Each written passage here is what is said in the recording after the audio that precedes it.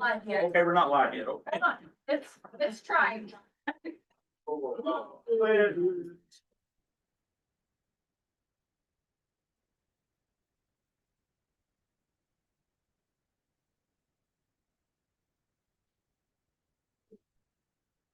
We are now live.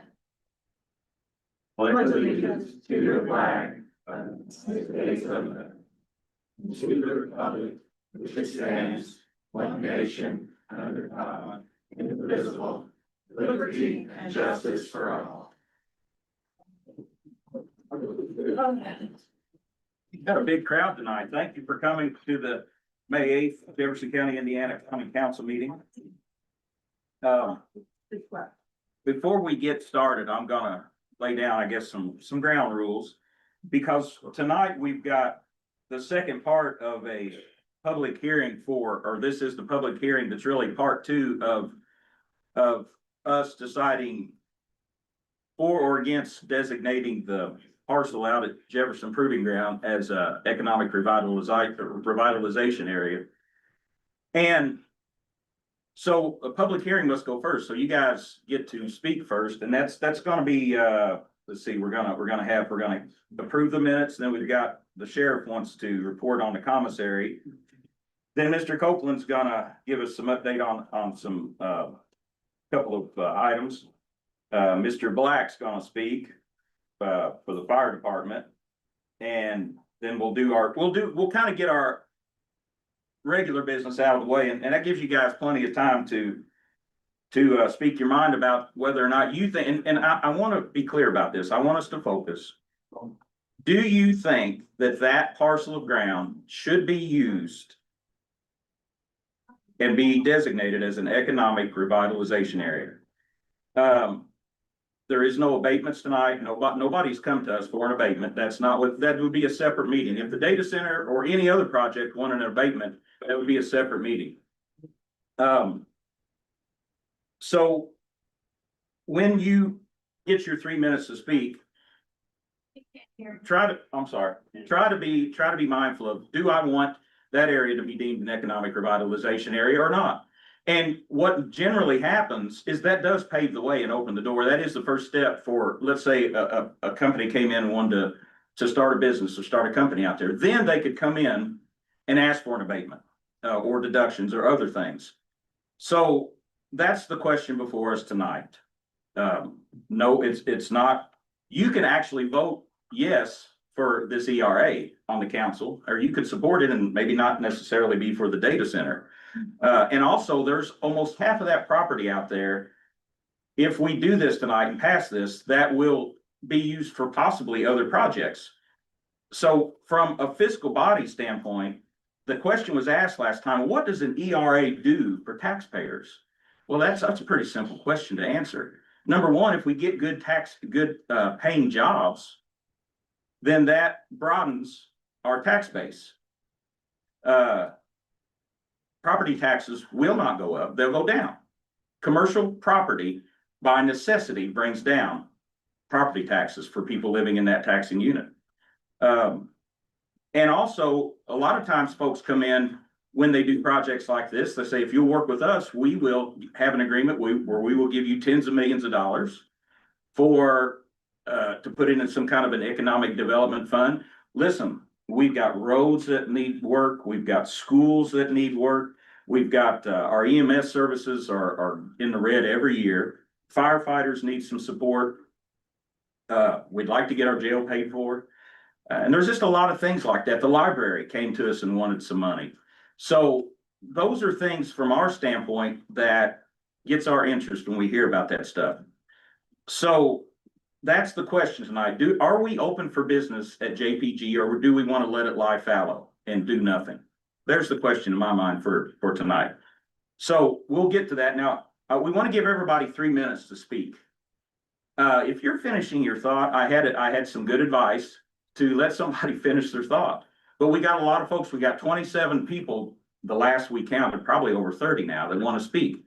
So the criteria is we need your name, your address, and we are not taking comments from people that are not residents of Jefferson County. We want to hear from our citizens who we represent, that this is going to impact. We want to hear from our residents, our citizens. And we got a lot of people to get through. So please be respectful. Speak your 3 minutes. Please don't interrupt. Please don't interrupt. And please don't be disruptive. Let's be respectful of each other. And I'm gonna be taking notes. We got some really good feedback last time, and I'm looking forward to some feedback tonight. And I do want to say this. I made a mistake last time. When a member of the public has to call to order a council meeting, the president failed.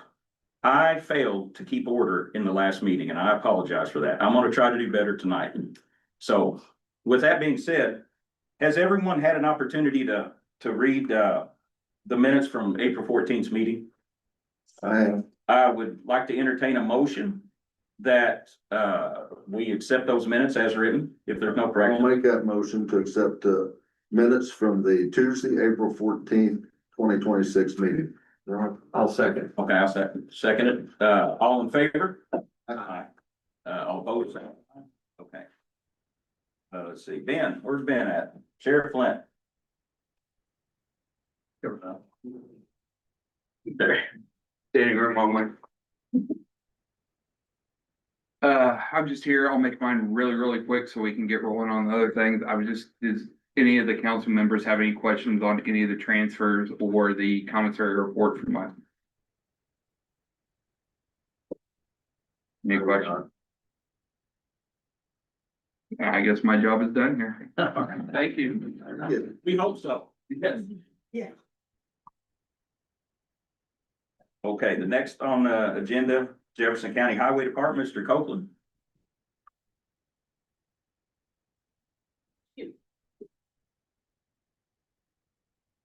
Good evening, everyone. I just wanted to come in tonight and go ahead and talk about an appropriation that we was wanting to do. We would like to do an appropriation from 7303, the casino revenue, for a total of 300,000.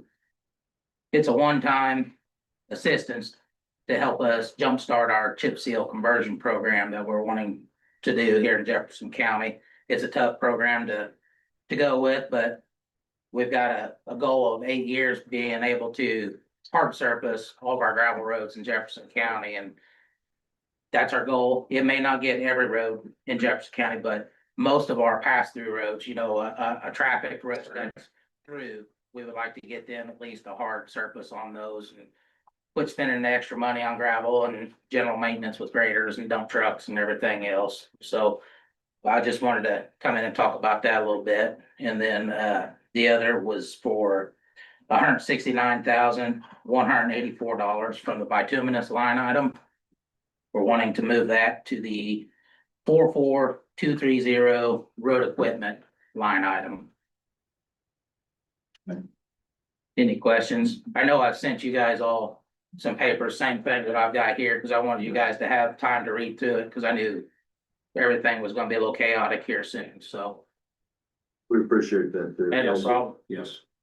and I know we can't vote tonight, it'd be June, I just want to get an update, Right. everything. We So- can vote on the transfer. We can vote on the transfer. Transfer, okay. You want to do that now or wait to do them all at once? You can go ahead and do it now because there will not be a resolution that goes. Okay, I want to entertain a motion for this transfer from the bituminous line item to the road equipment. I'll motion that for 169,184 to transfer from 1176.23310 to road equipment 1176.44230. I'll second that. All in favor? Aye. All opposed? Sign, okay. Thank you, everyone. You're welcome. Thank you, Good evening. Jason. Thank you. Mr. Black. Yes, I'm representing all the county fire companies. I'm the chair for that. We'd like to request the $100,000 to be divided between the 8 county fire companies of 12,500 each to be used for radio equipment, For radio? for radio Okay. equipment. Radio equipment. Yeah, we've talked about that for a long time. Robert, I have a question. Yes. Is that gonna be evenly dispersed? You Yes. said 12,500 for 12,000 each? each for each county fire department. Okay, So everybody on the board, you speak for them, they want this Yes. equipment. I know we've talked about this for so long, but one of the very first things I talked to Troy about, was, he said, we're in desperate need of some really good radios for every, particularly, I mean, you guys need to communicate with each other. One mobile radio that we're putting in the new engine is $8,900. An additional $14,000 to put headsets at every seated position so they can hear all transmissions while they're not to the call. For that Kenwood or Motorola? Either one. Either one, okay. Doesn't See, matter. The headsets are the more expensive part. okay. I know they were like 6,000 just That's 3 for- years ago. But that's just for a portable radio. Oh, okay. I Or a got you. walkie-talkie, then they're actually up to 79 now. The portables, but the mobile that gets put in the trucks, that's the big one, so and it's a dual band, so we don't have to have two radios. Right now, when we go down the road, we listen to two radios. Right, and plus the sirens going, so this will put everything I in got one you. radio, One and we radio. don't have to change the channels. Thank you for your work and all your fellow firefighters' work. Last night was a heartbreak. It really was a heartbreak.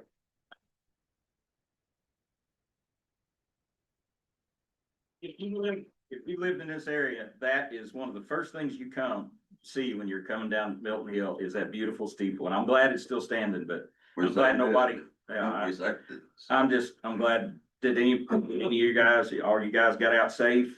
Everybody else safe, City Madison did an excellent job coordinating everything. It was just all our years of training together and really hitting it up in the last few years, really paid off last night. Because everybody got designated. I had a sector, everybody had a sector. We divided up, didn't matter if you city or county, it was all one big team effort last night. Thank you. Question, how many fire departments did you have to utilize to bring that under control? They brought in Switzerland County, we brought in Hanover, and then Madison Township was there. And then we also had to put other companies on standby to cover the areas. So resources are available, so if a call came in out in the county, whether it's Madison Township or Hanover, that those areas were covered. We relied on Deputy Kent, Rikers Ridge, Canaan, DuPont, Deputy, whoever we needed to move, we'd call it move up. So, they was put into standby mode, and they actually, because I know Mike said he went to the station and stood by until we got done last night. So, I know we didn't, my company didn't leave till 2 o'clock last night or this morning. And then we had an hour cleanup. We got home about 3 a.m. this morning. So the city's been there all since last night. Some of them's been up over 37 hours in the city. So Well, truly appreciate We it. do. One more question I would have for you. I know that there was supposed to be a structural engineer to come out and evaluate that north wall.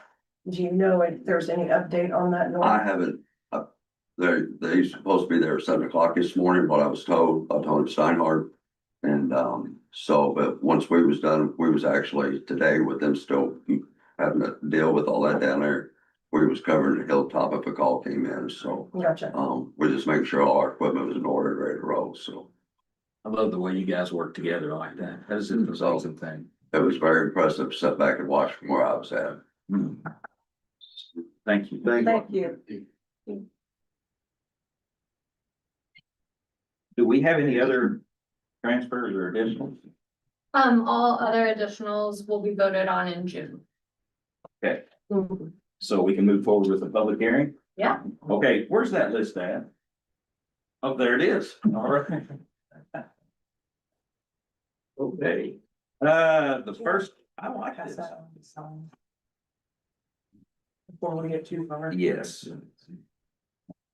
Sorry. Give us just a second, folks. We're trying to get some of this business out of the way. Yeah.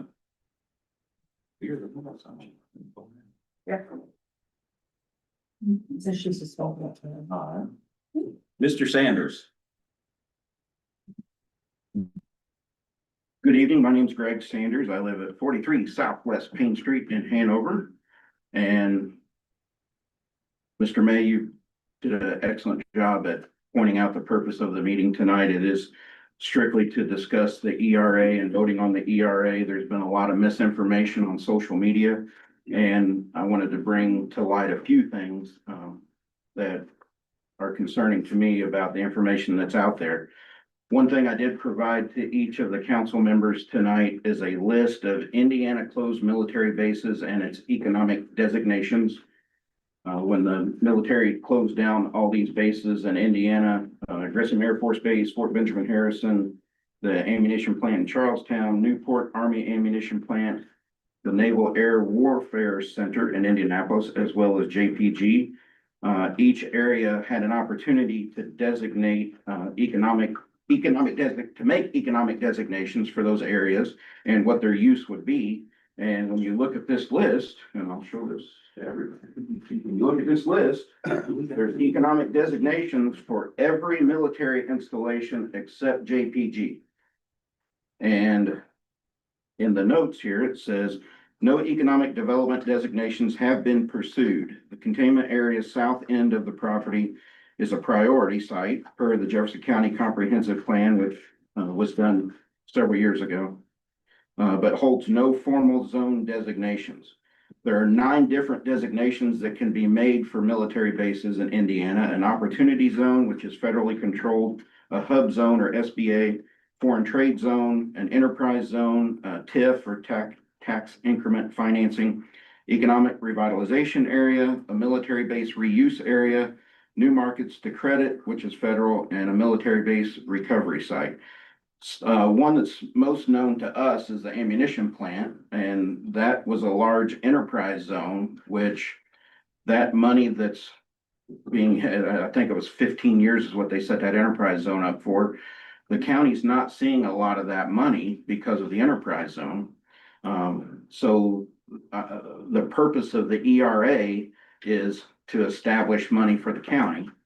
And you've discussed that to extent quite a bit. You have 2 options to vote no. If you vote no, the project will pay, all of us that are property owners, we get our property tax bill. Property tax bill will be sent to the company, they'll pay their property tax. How Indiana has property taxes, how the formula works, it's not going to be a whole lot of money. And the tax base in Jefferson County is what it is. So if you vote no, they're going to pay a small amount of money. If you vote yes, there's 2 terms that I would like to bring to light. There's pilot, which is payment in lieu of tax, and that program is also referred to as a negative tax abatement. So tax abatements are the hot button for this project. Everybody thinks that if a business goes in there, that they're not going to have to pay property tax, and that's not the case. There can be a pilot or payment in lieu of tax, and you can negotiate with that company and set a dollar amount that they're going to pay instead of property tax. And We got 3. We got Yeah. 3. I'm sorry. 3 minutes. Go ahead and finish it. I'll finish your thoughts. That's where the $60 million number has come from. Okay. So thank you very much. Sorry about that. Oh, you're fine. Thank you. All right, who's next? Well, I guess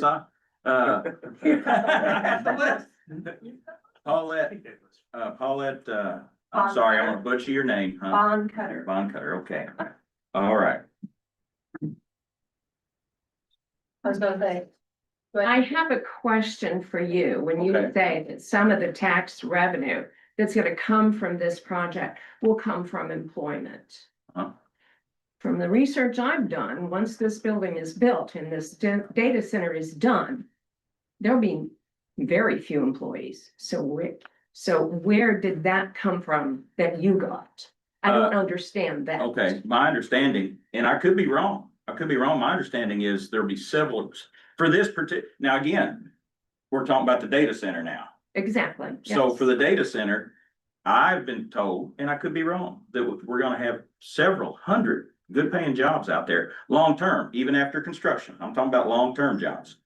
Those are people that are gonna pay county taxes, that are gonna go into our funds so that we can keep the lights on, keep the sheriff paid, keep the health department going, 911, et cetera. So that does extend, it expands the tax base. The research I've done is that there'll be very few employees, under 10. Because it's all mechanical, there's gonna be guards. And then there're gonna be people there that will keep the equipment going. I don't see that money coming to this county. Okay. And that's why I'm against it. Okay. I'm against the whole darn thing, but I'm really against the tax abatement or the ERA that you're proposing for this. Okay. It's not gonna give us what we want. And if people think it will, you're crazy. Can I ask you a question, Michelle, you, Lee? So you had said that, data centers, which is not what we're voting on, but just I know. yeah. education piece. When you say that they're only going to employ maybe 10, I've heard 10 thrown around, but we've heard other numbers. So who are you comparing that to? And then is that, the same company that's proposed to come in and the Well, size? oddly enough, when you ask that question, AI answers it.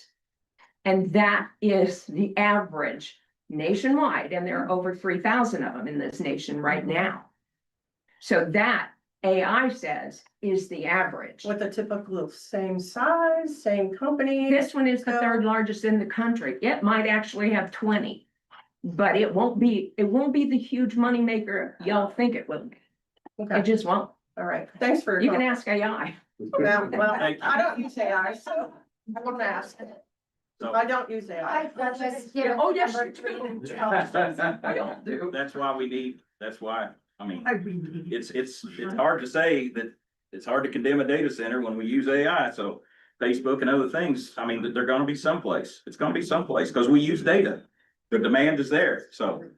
I was given the number of over 300 jobs, and broken down from security to tech to site management, technical jobs, etc. And I will just mention that at the May 20th meeting, there'll be additional information that will be shared, obviously, to answer questions specific to the data center in regards to many of your concerns, water, electric, volume of jobs, etc. So obviously, not all that factual information is being shared from the company this evening, but that is some information that will be shared at the May 20th meeting, the BCA meeting.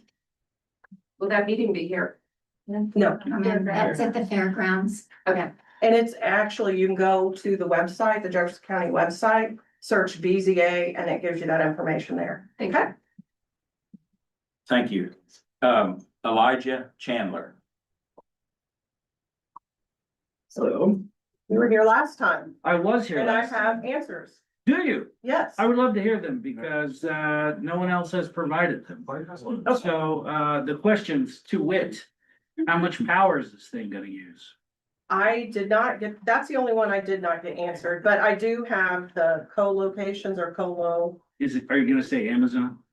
I don't know who they're contracting to because I'm not part, I don't know anything about the company that's even coming in. So, and then before we start your 3 minutes, Okay. you asked about the water and closed loop, and if it would be that, yes, it will be a closed loop. Variable closed loop? I'm not sure, I'm not like a scientist and I'm not, Okay. but I was provided an answer when I looked it up, closed loop. Okay. And they will also have assistance of a chiller. Yeah, so very Okay. close. And then I asked, another question, which, I'll reveal later, but I'll go ahead and answer, I'll actually put that up since we're talking about the closed loop. When that comes time to, remove any substance from the closed loop. Yeah. That will be a glycol, a food grade glycol, and it will be, contracted to be removed versus released into the soil. Then the other thing you had a question on, I was listening, was light and noise pollution. It currently would put out like 90 decibels.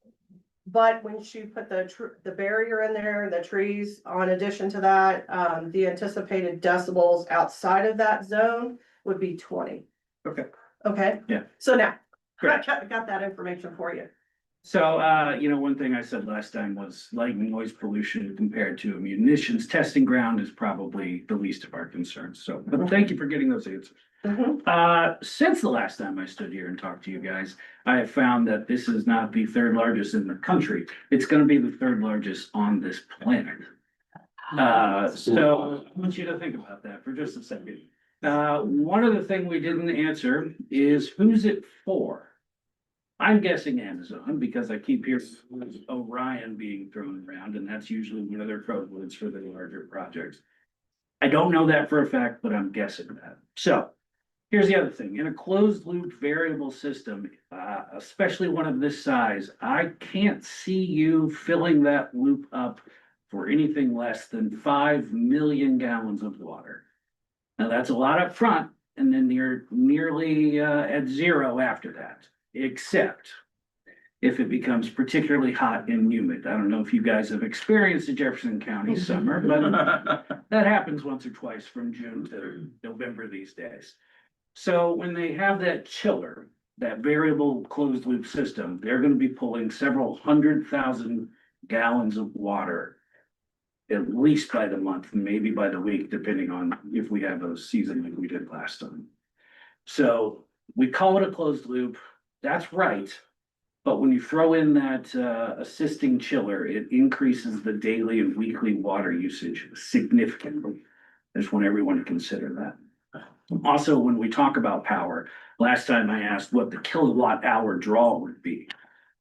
I've since found out that's a silly question because you cannot measure that in kilowatts. You have to go to gigawatts.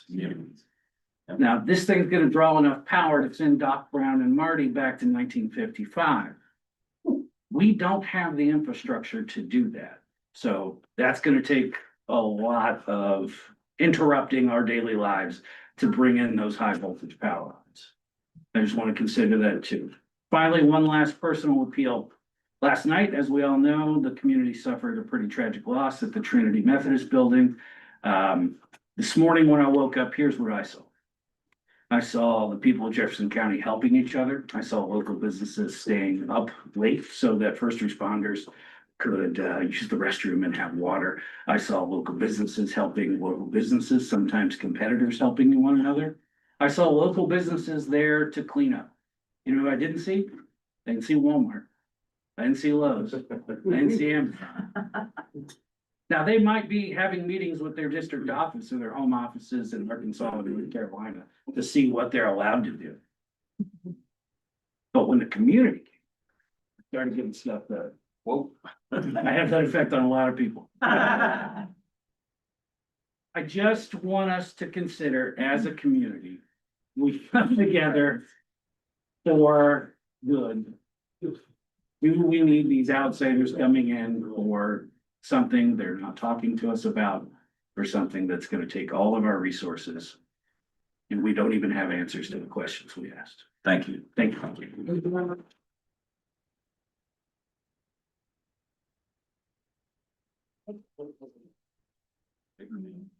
Rita, Yes, it's Wayner. okay. Thank you, ma'am. Let's see.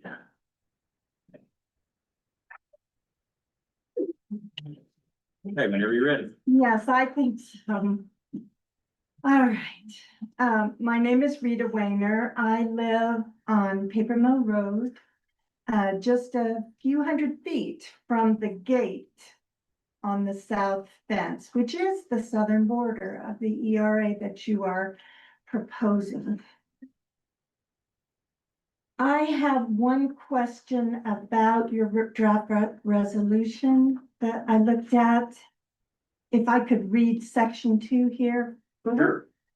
The county council hereby determines that it is in the best interest of the county to designate the real estate as an economic revitalization area. I would like to know what analysis you did to come to that conclusion. As far as why this would be in the best interest, Are we talking the county or county government? Are we talking the people? we're talking about the people of the county, yeah. Good, Yeah. good. That's what I'm talking about too. Yeah. How is this how did you determine that this is in our best interest? Well, I outlined that, at the beginning. Yes, I did hear that part. So, Jobs. so when jobs come in, it expands our tax base. When you have a big project like this, or any project, it's not, and we need to also understand that if we vote against this, to rescind this, that's not gonna stop the data center. No, But what we are doing is we're hamstringing ourselves for potential other projects or other benefits that could come from us being, an ERA is a tool, a designation that helps us draw business. When we draw business in here, people pay taxes, jobs pay taxes, county taxes. A lot of, again, people, they talked about $60 million. I don't know. I don't know. I haven't got It'd be paperwork on it. wonderful for the county. I But would we've got a love lot of things that we need, so those things are all helpful. So, and when you talk about property taxes, a big commercial property, because of our levy system, the way it's set up, Mhm. we can only bring in so much. Yes. So if we bring in 27 million, after that, the rest of it's gotta go someplace else, probably the state. The state. So what happens is everybody's taxes, the real estate taxes in that area go down. So you're talking about reduced tax rates, reduced property tax, you're talking about expanding the tax base. Good jobs, potentially, all potentially. Right. And I have some of the same concerns as some of y'all Okay. mentioned tonight. And this is not a pro or against data centers. This is pro or against growth out in JPG. It's been sitting there for so long. And I've had somebody ask, well, why are we doing this now? I think the question is, why haven't we done this Mhm. a long time ago? This should have been Right, done, that was- would have saved us a lot of trouble. Yes, But those are some of the things that we are thinking about. yes. I just wanted you to show your work. I want to know, have you considered both the costs to the citizens as well as these benefits? Because the people who live along 500 North and Upper Paper Mill and Upper Shunpike. You talk about these other projects. What are these other projects? I mean, you're very much in favor of development, but development along the south border of what you have designated would damage our property values. Because right now, it's trees and farmland. It's beautiful. And it's a buffer zone to help us with the noise pollution that we're expecting from the data center. We need those trees. So what I'm asking you is if you will consider pulling that economic development zone away from that fence. Did you send us a letter? No, but I will. Okay, no, that was one of the questions. And what we have to understand too is part of this that the data center is buying is including buffer zone and setbacks. Good. So that's gonna be included in that. But that's still, we're still talking about a separate, in my estimation of it, a separate thing. In my estimation, if you identify something on the map and say, bring in your business, they're gonna be starting to cut down trees. They're going to be starting to impact our homes and our farms and our property values. And it's going to completely change the character. And I don't know if we'll have another opportunity to comment. Okay. Once you have this economic revitalization zone, will that take away future opportunities for us to comment? Well, we've gotta Any abatement would have to go through the same public hearing process. I'm talking about development and the impacts on our citizens. That would never come through the council. That would go through the BZA. Got it. Okay. Thank you. You're welcome. I'm Anything surrounded else? by smart people. I'm so happy. So anyway, I just want to make the final comment I would like to make is that not all development is created equal. And please don't forget about the impacts. Don't just focus on financials. Of course. Thank you.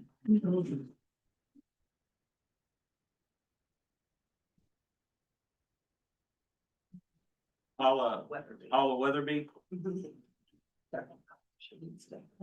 Ma'am, could you please state your address too, please? 2685 West Deputy Pine Road, Madison. Okay, to get it a little bit of context, the data center that they just built the 2 buildings for the Meta Center down in Clark County in Jeffersonville is 7,000 square feet. And that would pull enough power to power 350,000 homes. The one that they are proposing here is 7.1 million square feet, and it is 10 times that size. So I want to know, have environmental assessment of air, water, wildlife, ecosystems, and human health, has any of that been done? Again, that's not really for us to decide. Well, this is part of what you will be deciding. Groundwater contamination, long-term financial liability. JPG contains solvent pits, landfills, burning grounds, lead and sulfur disposal areas, and UXO disturbed soils. As groundwater flows south, contaminants can migrate further to any future development. If construction triggers the contamination movement, the responsible party may be liable for cleanup costs, contaminant systems, long-term monitoring, environmental consultants, legal fees. If the county's agreements are weak, taxpayers can end up paying these costs. The biggest taxpayer risk scenario is accidental disturbance. Data centers require trenching, utility corridors, deep foundations, stormwater systems.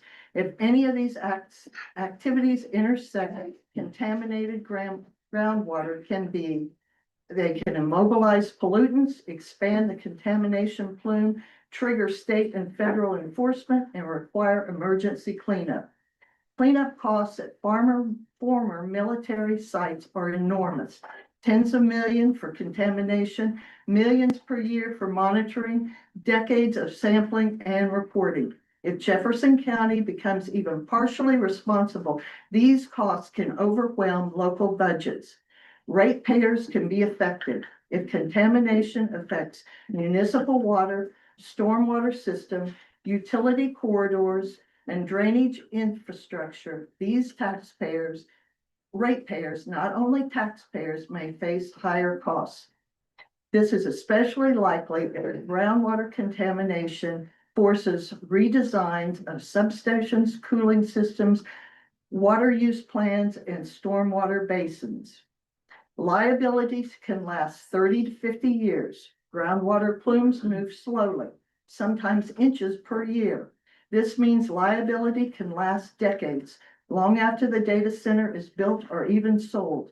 If the original developer leaves or sells a facility, the county may be left with monitoring obligations, remediation oversight, and legal exposure.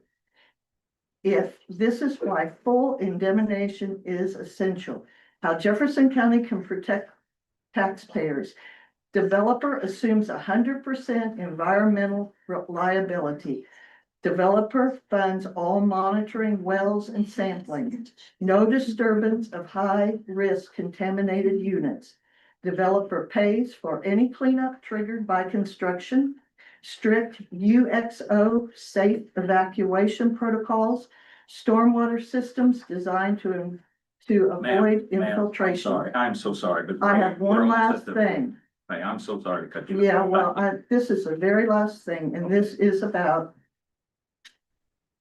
It says Jefferson County's ground looks a lot like these other sites that had toxic things on them. Sites where groundwater and UXO created decades of cost and legal risk.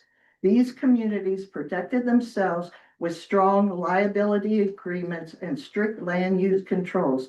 Jefferson County should accept nothing less before granting an ERA for a data center. And I want to say that there are permitting, there are things, they can't just come in and start digging. They've got to go through state regulations.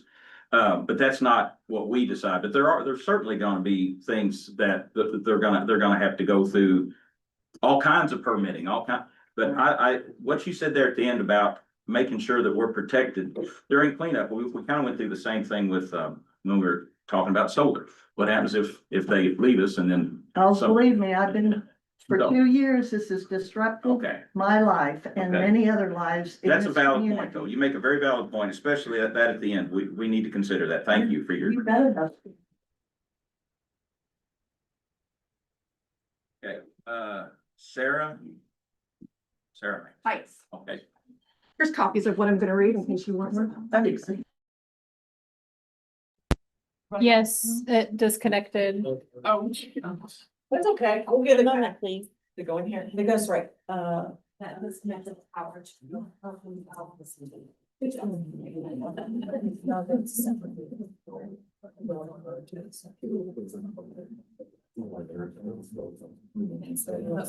So they're just now.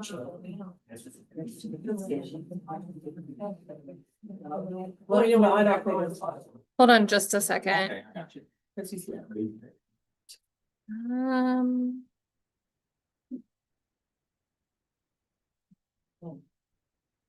Oh my gosh, it is on me.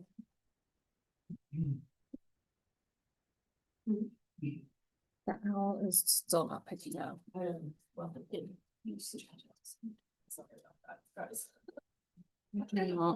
Oh, that's okay.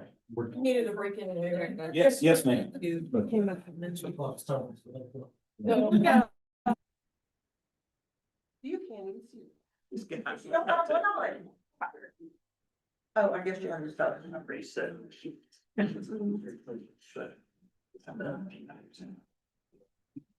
Okay, I believe. Yeah, I know. We are live again. Can you verify to see if we're live? We're live again. That's all right. Okay. You're Are we good? good. Are we good? Dave says we are good. We're good. Okay, we are. And I just want to say something here. I appreciate everybody. I know this isn't easy. And they say one of the things that people are most afraid of is public speaking. Hello. So Well, thank friends. all of you, whether you're pro, for, whatever. I'm glad you're here. And so I know this is unnerving. So It is. It speaks to the seriousness of this issue. absolutely. Okay, you ready? For real. I'm not a public speaker. My voice is gonna quiver. I'm very nervous, but I will get through it. Okay. I want to point out two questions real quick before I start with my statement. I want to ask the question of if this is allowed to be developed as industrial, is nuclear backup what this data center will pursue in order to bypass all of the rate increases and have it self-sufficiently provide its own power? And as you know, this area has already battled nuclear power before, and I'm pretty sure you know where we stand. My other question is, do we really have extra real estate capacity to add in 300 more people? If anybody's tried to buy real estate in the past couple of years, you know that the answer to that question and the numbers that have increased in the last few years. Anyway, with that, this is my statement. Good evening, everybody. My name is Sarah Heights. I am a Jefferson County resident and taxpayer. I live on a family farm that has carried the Heights name for 98 years and 7 generations. We intend to be there for another 98 years. What this board decides tonight has a direct bearing on whether that is possible. I want to be clear about why I'm here, because an ERRA designation is not a bureaucratic formality. It is the mechanism by which this county would formally enable tax abatements for a data center proposed on the Jefferson County proving ground. These two things are not separate conversations. This meeting is the data center conversation, and the community deserves to treat it that way. My concern is simple. This project is moving at a speed that has deliberately outpaced public input.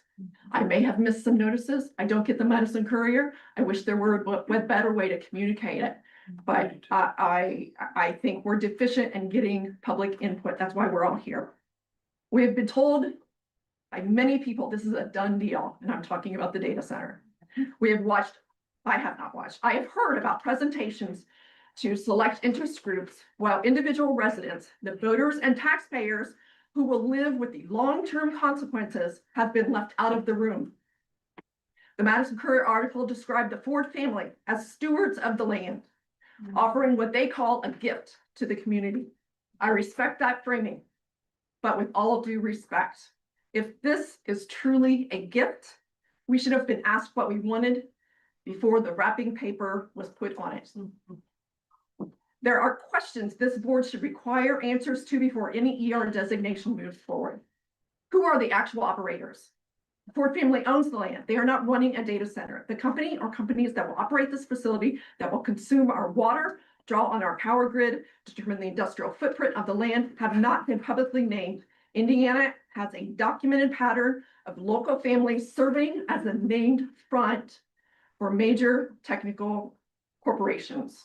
Before this county extends any tax benefit or approves industrial zoning, the public is entitled to know exactly who benefits from it. What does the second item is, what does the tax picture actually look like? The $60 million tax revenue figure comes from the developers themselves. It's not an independently verified number, and it does not account for the fact that Indiana already extends a state level sales tax exemption on data center equipment for up to 50 years. When you layer on that local ERA abatement on top of decades-long state exemption, the actual near tax benefit to this county may be a fraction of what is being advertised and sold to all the interest groups that they've presented their sales pitch to. We deserve an independent analysis, not a developer's projection. Yes, ma'am. Yeah, am I at my time? Yeah, but, and you're gonna go on and talk about Big Oaks. So You've got the thing. We've got this. This is good information. I want to read my last statement so everybody can hear me. Absolutely. We are the voters. We are the taxpayers. We're the ones who will live here long after this board has moved out of this decision. Our voices carry the same weight in this process as a landowner, regardless of how many acres of land we own. We all chose to live here because it's quiet, country life. That is what the democratic process means. We are asking you to honor that tonight. Thank you, Sarah. Yes.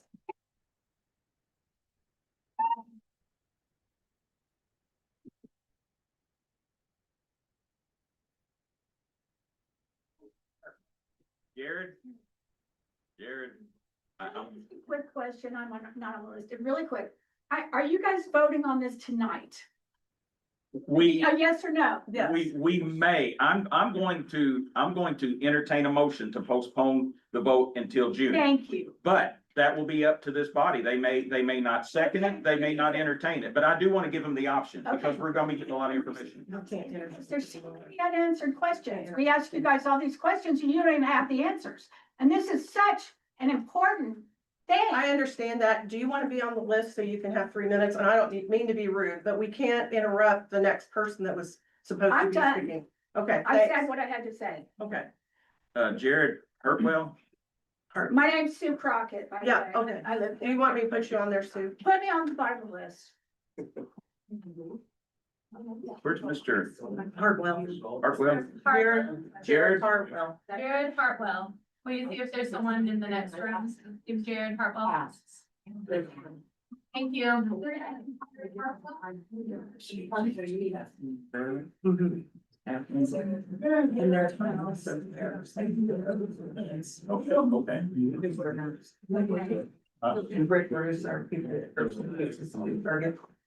I thank for your patience, folks. There's a bit of a delay on the camera system. Okay. We can hear you applaud like a minute after. That's just in case there's cursing. Understandable. I'll try to keep the F-bombs and such. Jared, name and address, please, sir. Oh, Jared Hartwell, 411 Jefferson Street. Okay. So I'll admit I didn't come here with anything prepared to say. I just figured I'd come and hear what other people were saying and try to form an opinion in the moment, keep information.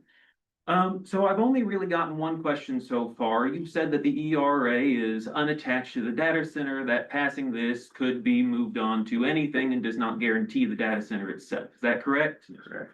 All right.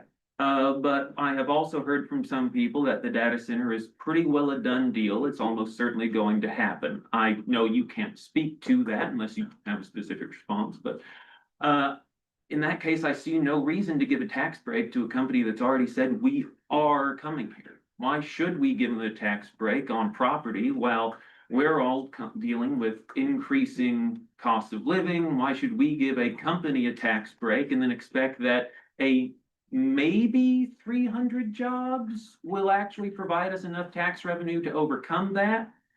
And why should we be taxing the employees instead of the company itself? I don't understand where the logic of that comes from. Well, we're not. This isn't about taxation. This isn't an abatement meeting. This is simply an ERA meeting. So we're not voting to give anybody any deductions or any abatements tonight, Okay. Nor have we been asked for any. nor have we been asked for any. Oh, okay. No, we can't do this. We're not gonna go down this road. All Go right. ahead, you go ahead. Then what is the purpose of the ERA in layman's terms, if you would? What it does is you may have a parcel of ground. They do it a lot of times, especially in cities where you have what's called urban blight. Mm-hmm. You have an underdeveloped parcel of land that nobody's using, it's been underutilized. A company might come in and say, hey, if we'll put the money, we'll invest the money Mhm.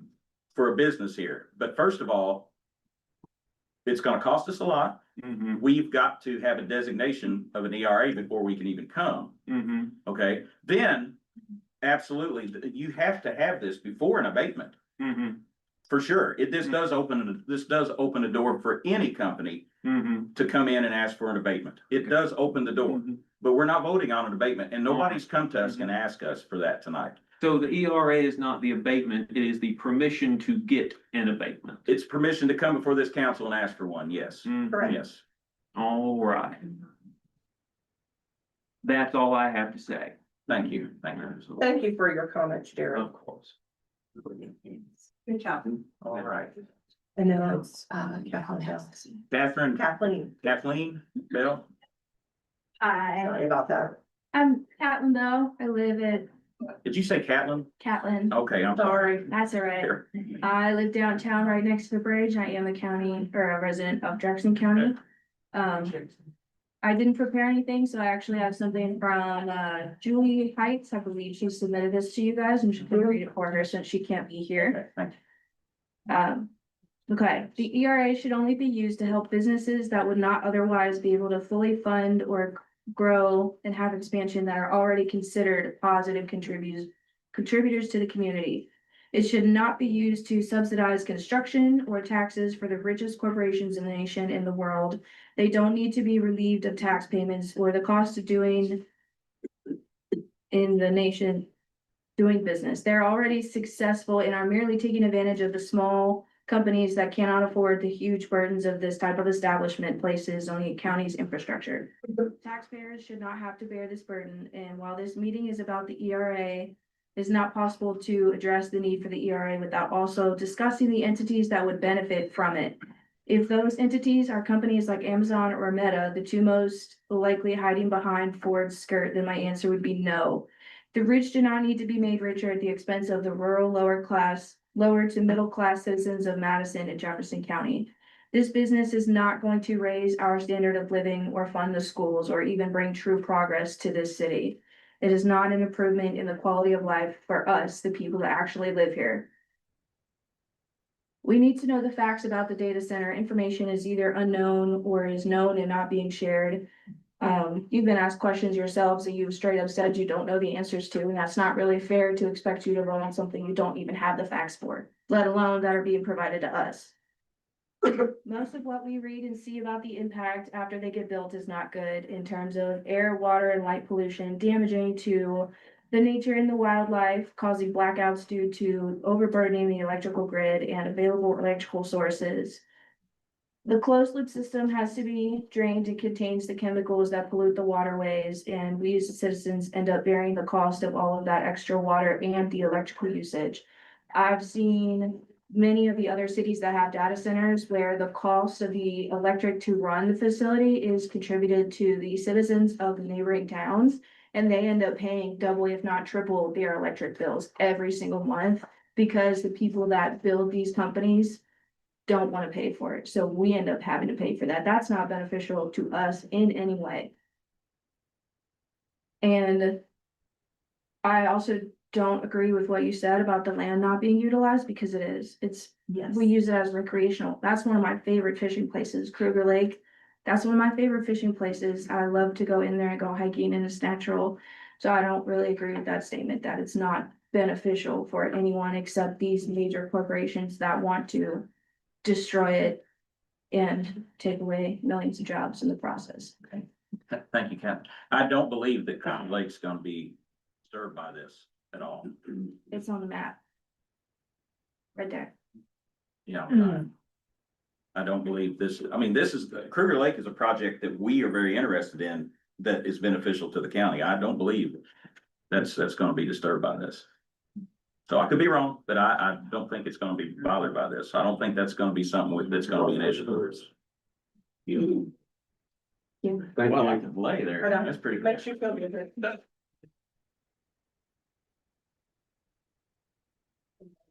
I just want to interject one comment. I've been making notes. I try to take down all the questions and comments, but, and I know our secretary also does the same thing.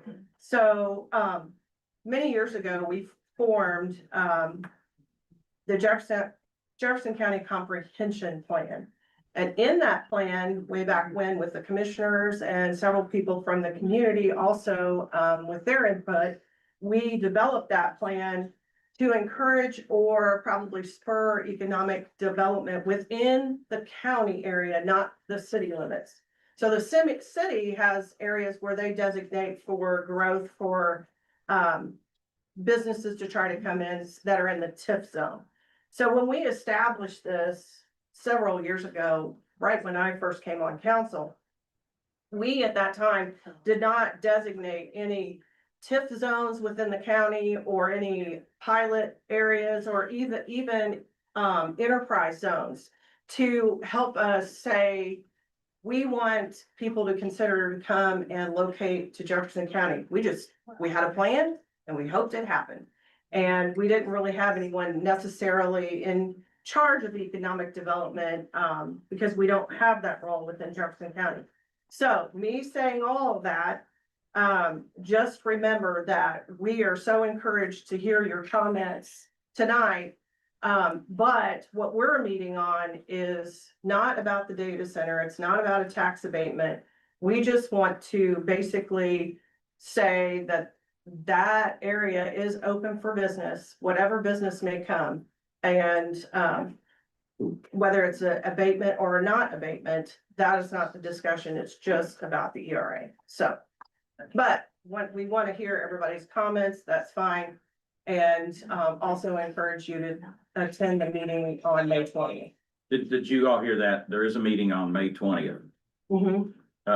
What exactly is gonna happen there at that meeting? That is a zoning meeting, right? Some kind of a appeal? And where's that gonna be at? That is at the 4-H Fairgrounds in the community center. 4-H Fairgrounds at the community center. What time is that? Is that? 5 o'clock. 5 o'clock. So, yes. Sorry, is there gonna be the public appeal and then a vote that night, or is it set like a separate thing? That is a separate board. I'm not sure what the groundworks on that is. I know there's a certain amount of time laid out for each party to speak, either before and after. So I'm not sure if the vote will be immediately following, or if there will be a delay in process of this information. Okay, thank you. You're welcome. Mr. Singer, George Singer. Did I get that right? Okay. Hello, my name is George Singer. I live at 4147 Moore Shunpike Road. So, I think I have the same concerns everybody else does, and it kind of sounds like this meeting is basically the chicken and the egg. We wouldn't be here if it wasn't for the data center and the desire to build something there. And I understand economic development and I'm all behind that, but I also have the same concerns as most of my fellow citizens. Environmental, economic, taxes, and utilities.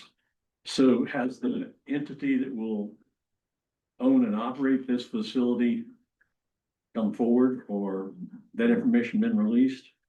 They have not approached council. I didn't mean to talk over it. So it'd be nice to know what the name of the company is or the entity, what their track record is, how many installations they have, how they've impacted the communities that they're operating in. I don't think we can really move forward until we know that. At least I wouldn't want to. Seems that we should have some guarantees about all the issues that people are talking about. Economic, environmental, cleanup after the fact. I worked at Marble Hill back in the 80s, and like a lot of people, I lost my job in one day, 8,000 people. So nothing's too big to fail. So I just have those concerns. I'm only a mile from the south gate, so also I'll be staring at the construction traffic going back and forth, and those are my concerns. Thank you very much. Jim, I'm also less than a mile in the South Gate, Yeah. so I and those folks at this table hear the same concerns that you just mentioned, and we have been personally and the citizens we represent. We have been asking those same questions, wanting to know if there is an absolute going to be a guarantee, for example, that any increase in utilities would be 100% fully and guaranteed covered by their due. Yeah, but it'd be nice to. Yes, not passed on to the taxpayer, to the ratepayer. You know, we've obviously asked a lot of questions as well about the water, and that's where it's a shame that the meeting on May 20th and additional information from the landowner and the company interested in this project that can't be provided prior to the ERRA distinction. I will mention and follow up as well from the last statement that was read and already sent to us. You know, we often think about, all of us in this room know, the River Ridge development. And when we think about economic revitalization and, you know, it's interesting, I have a family business and I want people to support it. We sometimes are forced to and need the Walmarts of the world, even though we love in this community to support local, to say, for example, that Amazon will not improve our community or pay for our schools. I have a feeling everyone in this room has purchased from Amazon, as have I, and what is paying for the brand new mega school and the millions of dollars of improvement in River Ridge. What was the first factor there? Amazon. So when we look at economic development and what may be a big brother like an Amazon may bring something else, it's hard to deny that some of that economic opportunity would not benefit our community, obviously, but I just like you need those same questions answered. And I think for me, the most common I'm getting, jobs is up there, but it's water and electric. Those are the two most common things. Well, you know, so what are we gonna deal with down the road? 10 years, 5 years, 20 years? What will Madison be like? What will Jefferson County be like? That's the big thing. Hopefully growing. Well, growth is good as long as it's monitored and controlled. I was glad that the JPG Center stopped testing their bombs, so Yeah, I would live by JPG. I lived out there as a kid and the window shook every night, you know. I have memories of that. Thank you, sir. All right. Appreciate it. Thank you.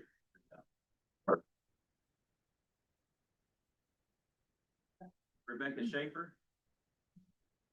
Ms. Schaefer?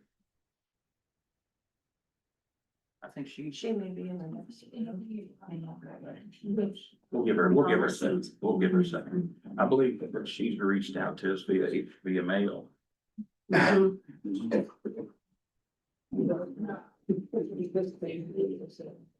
didn't realize it was such delay in the other room. That's a pretty. It is. It's at least finished. Amen. That's why they're not coming right. They just now probably heard. My name on the bottom of that list. No one has one. You might, Kimberly Johnson. Yep. I live on. Yes, you might. call out, have on deck, like. All right. Well, thank you. That's a very good idea. So I'm gonna call out who's next. For Ms. Schaefer So queue up in the queue. in the queue, yeah. I'm gonna go ahead and, after Ms. Schaefer, Jill Corin, Corinne, Jill Kelly Corinne. Jill Kelly Corin, and I apologize if I butcher your name. Do you want me to take the list and get people in order? Yes. Thank you. You, Ms. Schaefer? I understand. Okay, so we, You have answers for me? well, I'm looking for answers. What's your first name? Rebecca. I think I'm short one, guys. I apologize. You're gonna have to figure out. Ready to go. All right, I'm not a public speaker, so I'll be reading, I have a statement here. I also sent a couple letters, which I also included on the back to make sure, or emails that you guys received. But I'm gonna start with this, and then I'm gonna try to add some extra comments at the end.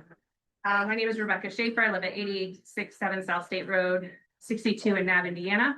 I would like to express concerns regarding the proposed ERRA designation under Indiana Code 6-1.1-12.1 and the following. The resolution states that this area qualifies as an ERRA based on the factors including its former use as a federal military installation, an alleged lack of growth and development and an aging or obsolete infrastructure. However, approximately 65% of this same area already has been submitted development project actively being pursued without requesting a tax abatement or ERR designation. Excuse me. That fact raises a fundamental question. If substantial private investment and large-scale development interests already exist without incentives, how can the county simultaneously claim the property is undesirable for, or impossible of, or normal development, or economically stagnant? Indiana code requires affirmation findings that an area has become undesirable for normal development, has ceased to grow, or is impaired by deterioration or similar conditions. The statute further states that a designating body may not designate an area as an ERA area unless those findings are made in affirmation. The purpose of the ERA is to encourage investment where development would otherwise not occur. In this case, the market itself appears to already be demonstrating viability and developer interest without taxpayer-supported incentives. I also find it noteworthy that while the property owners have publicly indicated that they are not seeking abatements, the county itself is pursuing the ERA designation. While Indiana law may permit a county to initiate an ERA on its own motion, doing so in context of an already identified development project raises important transparency and public trust concerns. Additionally, the resolution appears to rely heavily on broad boilerplate statements such as lack of development, cessation of growth, and obsolete infrastructure without presenting detailed supporting evidence such as independent economic distress studies, infrastructure assessments, financial gap analysis, or evidence demonstrating that development would not proceed without incentives. The prior military history of the Jefferson Proving Grounds may once have created redevelopment barriers, but ongoing private investment activities suggest many of those barriers are already being overcome. Before approving this designation, I believe the public deserves clear answers to several important questions. Why is the ERA necessary at this stage if no abatement is currently being requested? Is this designation intended to facilitate future tax abatements? What objective evidence demonstrates this area cannot attract development without incentives? Has the county conducted an independent economic necessity analysis? What measurable public benefit justifies potential foregone tax revenue? What evidence specifically supports the findings of limited development or obsolete infrastructure? Were their findings tailored specifically to this property, or are they generalized boilerplate findings? This decision should be based on demonstrated public necessity and factual evidence, not assumptions or generalized conclusions. I respectfully ask the county provide detailed factual support for affirmations findings and ensure the process is conducted with full transparency so the public can properly evaluate whether the designation is justified under Indiana law. Thank you for your time and consideration. I just have a couple comments also. So you asked, with the same footprint as a data center, how many jobs would a warehouse or a manufacturing place? The data center is predicting 300. Warehouse and a manufacturing could be 1,000 up to 5,000. I also, did you all have a chance to take a look at this? Yes, we've seen. Yes. You're asking the ERA area is over 4,000 acres, and the data center, which is not seeking abatement, is 65% of that. Only 20% of it really needs to be in this ERA if that's what you're truly trying to do is revitalize the area. The rest of it's already tax exempt. So did we have any answers for my emails? Does anybody have any comments? Because I was disappointed I did not receive any responses, only from Mr. Denning. I didn't respond to you. You did not. You said you would talk to a phone call at any time, and I asked for a written response. Okay, I'm sorry, I apologize. I thought I responded to you. The emails were forwarded. I believe, there was concern that she was a Clark County resident at that time. I saw Nav, Indiana. That's what it was. Yeah, I live right on the corner, right on the border of the. But you live in county. Jefferson I County. am a Jefferson County Okay, resident. then Yes, I sir. will definitely get back to you. Appreciate clarifying. Thank you, When I looked thank up you. your address, it showed Clark. Yeah, Yeah, I'm Jefferson County. Okay. Yeah, You can't find me on the GIS of Clark County. You may It's not be a public Jefferson. speaker, but you write very well. This is very good. I Thank you. tried. Thank you. I'm a good researcher, but public speaker. Oh, one more thing I wanted to say. So, were you aware of the Ball State? They had a research where they looked at tax statements and how it affected taxpayers, the outcome of that I haven't, research but study? we've got to move along. We've got a lot of other folks that Okay, want to talk, man. I did send that to Dwayne. You did, I sent it as well, but if they look at it, it's a whole other question. Thank you.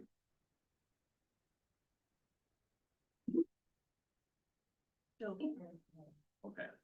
Hi, my name is Jill Kelly Corin. I am a Jefferson County resident, born and raised. I currently live at 760 West Third Street. And I was born out in the county, grew up on Dugan Hollow Hill Road, and we could hear the testing on the proving grounds all the way from there. So I know that whatever we do in that area is going to affect us far and wide throughout the county. I have a lot of questions. I will try to stick to my 3 minutes, but we're talking about economic revitalization, and the word revitalization means to bring back to life. And I'm just wondering if these activities will be life sustaining and life, encourage growth, because not all economic growth is created equal. Unchecked growth in biology is a cancer, and I don't think we want to just have growth for growth's sake. I'm not sure, one of my main questions is why would we want to forgo a steady revenue stream in the form of taxes for a business in favor of shifting that to private citizens? I understand that you're saying that it's going to increase our tax base, but I have questions about that. I feel like a lot of things are being promised and there's no guarantees about these promises.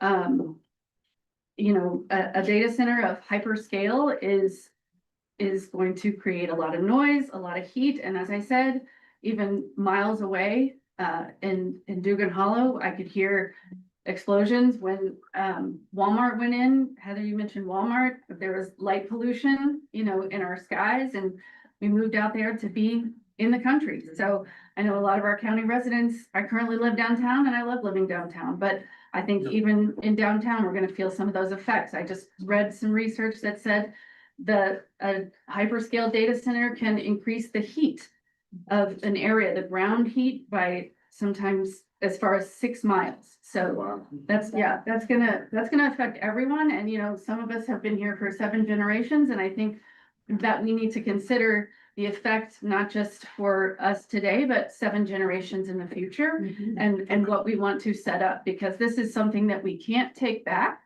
it sounds like, and I feel like we're opening a Pandora's box, and I'm really very concerned about, who this benefits. Maybe one family and one giant corporation, but I feel like the people, and I'm very proud to be here with all of you. This is a very proud moment for me because all of these speakers are speaking from the heart, speaking very knowledgeably, and I just really appreciate this community and this activism and this everyone being involved, because I love all of you. This is why I live here, and I'm really proud to be part of this. So thank you very much. Thank you, man.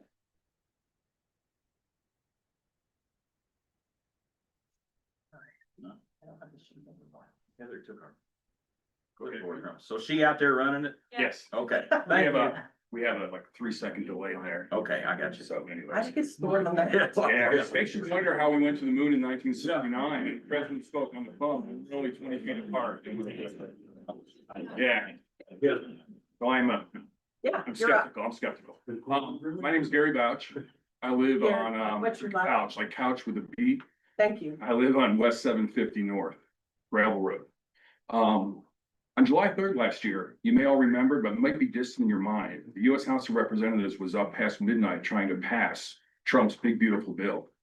And there were 3 Republicans, even though Republicans had the majority, but there were 3 Republicans who wouldn't vote for it. And you know what the provision was that kept Tom Massey, Marjorie Taylor Jones, and other?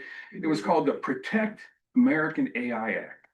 And you know what the Protect American AI Act was going to do? If it had passed, it would exempt AI data centers from environmental regulations and legislation at the federal, state, and local level. Wow. Why would we need that? Why do AI data centers need to be exempted? Like pharmaceutical companies are exempted from their vaccines. What's going on that they need this exemption? That's a question we should all be asking. Yeah. I've only been in the county for 3 years. So I was shocked tonight at the beginning of your meeting when you mentioned that without this, even though this isn't supposed to be about the data center, we may not be able to keep the lights on, and we probably can't pay the sheriff Because I just spent $7,500 in property tax and I live off of a well on a gravel road. Didn't say So, that. I didn't you say did. that. You did. You said to keep the lights on, to pay the sheriff's salary. I didn't realize things were that bad. So it is disappointing to hear that things are being run so poorly that maybe we just need an entirely new group of leaders because we pay a lot of taxes already. And we have a Walmart and we have lawyers. Sheriff's salary's been It shouldn't have been said then. That's what was said. And I'm not trying to be, I'm actually just repeating what was said, so it shouldn't be controversial. One of the things someone asked earlier tonight was, who is this for? Well, what if you had to answer? Amazon, Google? What do we care who it's for? Because you know who it's not for? It's not for us. It's for people who live in Louisville. It's for people who live in Cincinnati. What are we? We're the easiest target for these companies because we're just a small group of people. There's not that many of us. We can't raise a bunch of money to fight it. So in reality, they're here because we're too weak, maybe at all levels, to stop them. But who wants it? Why do we want progress? I moved here to get away from progress. I moved here because I don't want a data center or a strip joint or another Taco Bell close to my farm. Where are the 200 or 300 employees going to stay when they come here to work for a year and then they leave? What happens to rent? Have you seen what's happened to Western Pennsylvania when they discovered shale mining? Rents doubled and tripled in small towns because you had 300 men come in with companies who would pay anything to house those men. Just like what we have going on already with Airbnbs in town. So the question is, I probably have strayed from my notes here, but AI for who? More jobs or less? Because at the end of the day, you talk about property tax. Who in here has ever seen their property tax go down? Never. How many times has it been promised? And the fact of the matter is, Value drops. yeah, oh yeah. But what happens is, if we do have a bunch of new jobs and a bunch of new people move in here, the value of our homes goes up. If we own our homes, real estate goes up, rent goes up, property tax goes up, right? It doesn't go down because you come by my farm and you say, well, we thought it was worth $800,000, but because of the new demand, it's worth 1.2 million. Not to you if you try to sell it, but to us if we want to tax it. So the bottom line is this isn't good for anybody. If it was good, Cleveland would want it. Columbus would want it. There'd be some great suburb outside of Cincinnati begging for this, but it's here because it's not good for anybody. And whether the water is in a loop or not, doesn't really matter. Because why do they need environmental protection? Exemption from us. Because who does the EPA work for? They work for us. These companies are asking to be exempt from us holding them accountable. So who holds the bag at the end of the day? We do. Thank you for your time. Thank you.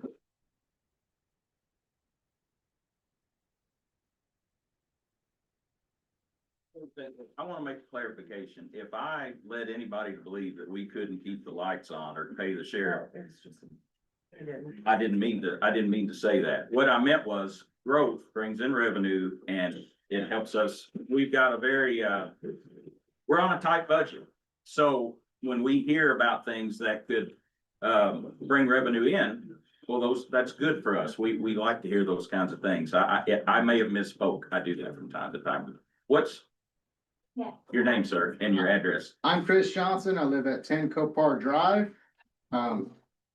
Courage isn't the lack of fear, but acting despite fear. It is for that reason I stand before you today, despite the fear of speaking publicly. We are brought here by the love of our county to discuss a proposed ERA geared mostly towards a data center, 65% from what I've seen, which is to be built 5 miles north of us. There's a lot of information on these hyperscale data centers that we don't know, but we can look into other areas that have not only approved them, but have also built them. Water pollution, water disappearing from the water table in people's wells, light pollution at dark, sound pollution 24/7, nearby residents getting sick, both physically and mentally, reduced property values, increase in electric rates, and the list of detriments goes on. I haven't heard any positives, only it's the future. Well, if the future is polluted skies and lack of water, just so some internet company gets richer, then count me out. Amen. Funny cat videos just isn't worth it. What doesn't get talked about often, though, is the damage to the animals and their ecosystems. Our case is special. In the former JPG, there exists a place called Big Oaks. It is a globally important bird area, home to many endangered species and a critical path for migratory birds. It is also home to endangered Indiana bats, crawfish frogs known as Hoosier frogs, Kirtland snakes, Henslow sparrows, cerulean warblers, and eastern box turtles, among others. There are many things we don't know about the effects this will have on these endangered animals, but what we do know is once this goes up, there is no going back. The damage is not reversible. I ask that we simply table this for a later date or just come up with the courage to say no.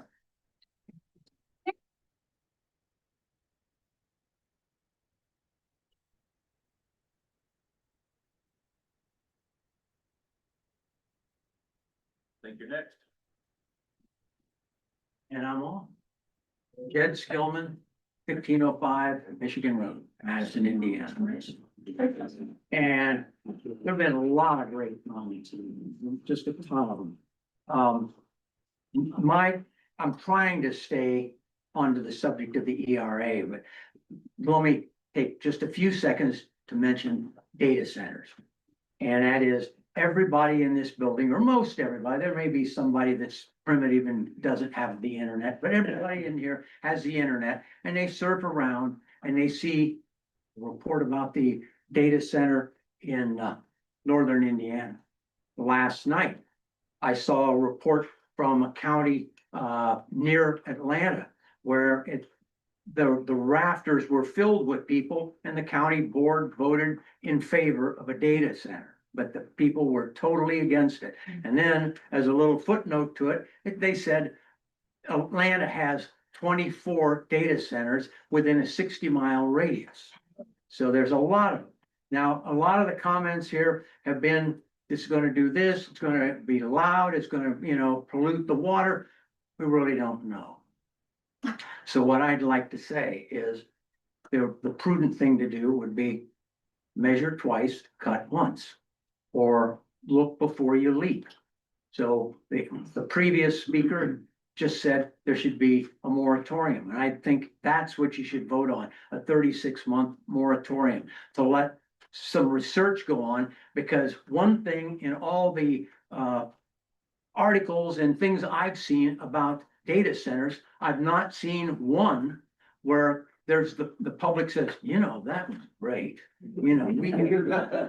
There's not a pothole in our town. Our kids are getting better education. The sky is bluer, the air is fresher, the birds are singing louder. You never hear that. You just hear the negative there. And there's got to be a reason for that.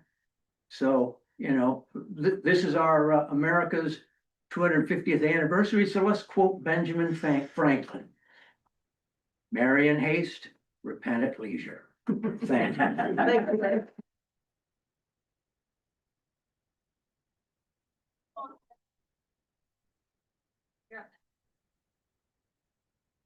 Hi folks, don't have a lot to say tonight, but mainly just want to echo a lot of the things that are being said. Name and address, please, sir. Sean Risk at 2660 North Fort Trading Road. Thank you. Thank you. So, like I said, don't have a lot to say tonight, but basically just want to echo a lot of the things that have been said.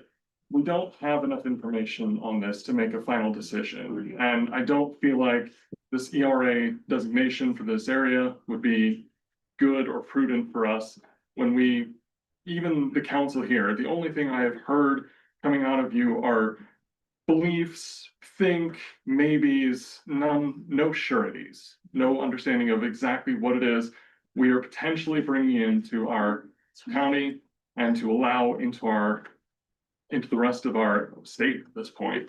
We're not sure what we're going to be bringing in. This isn't necessarily going to improve our lives.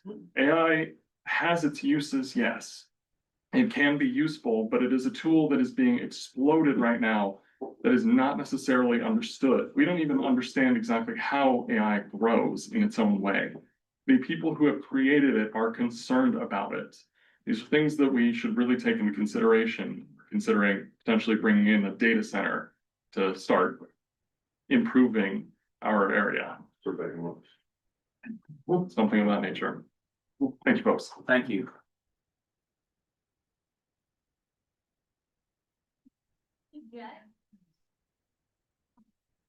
Hi, I'm Sue Jetty. I live at 808 East Second Street in Madison. I just really have a question. Most questions I had have been answered, but did I hear correctly when you said that the data center is going to be built? Is that right? Whether you approve? Probably.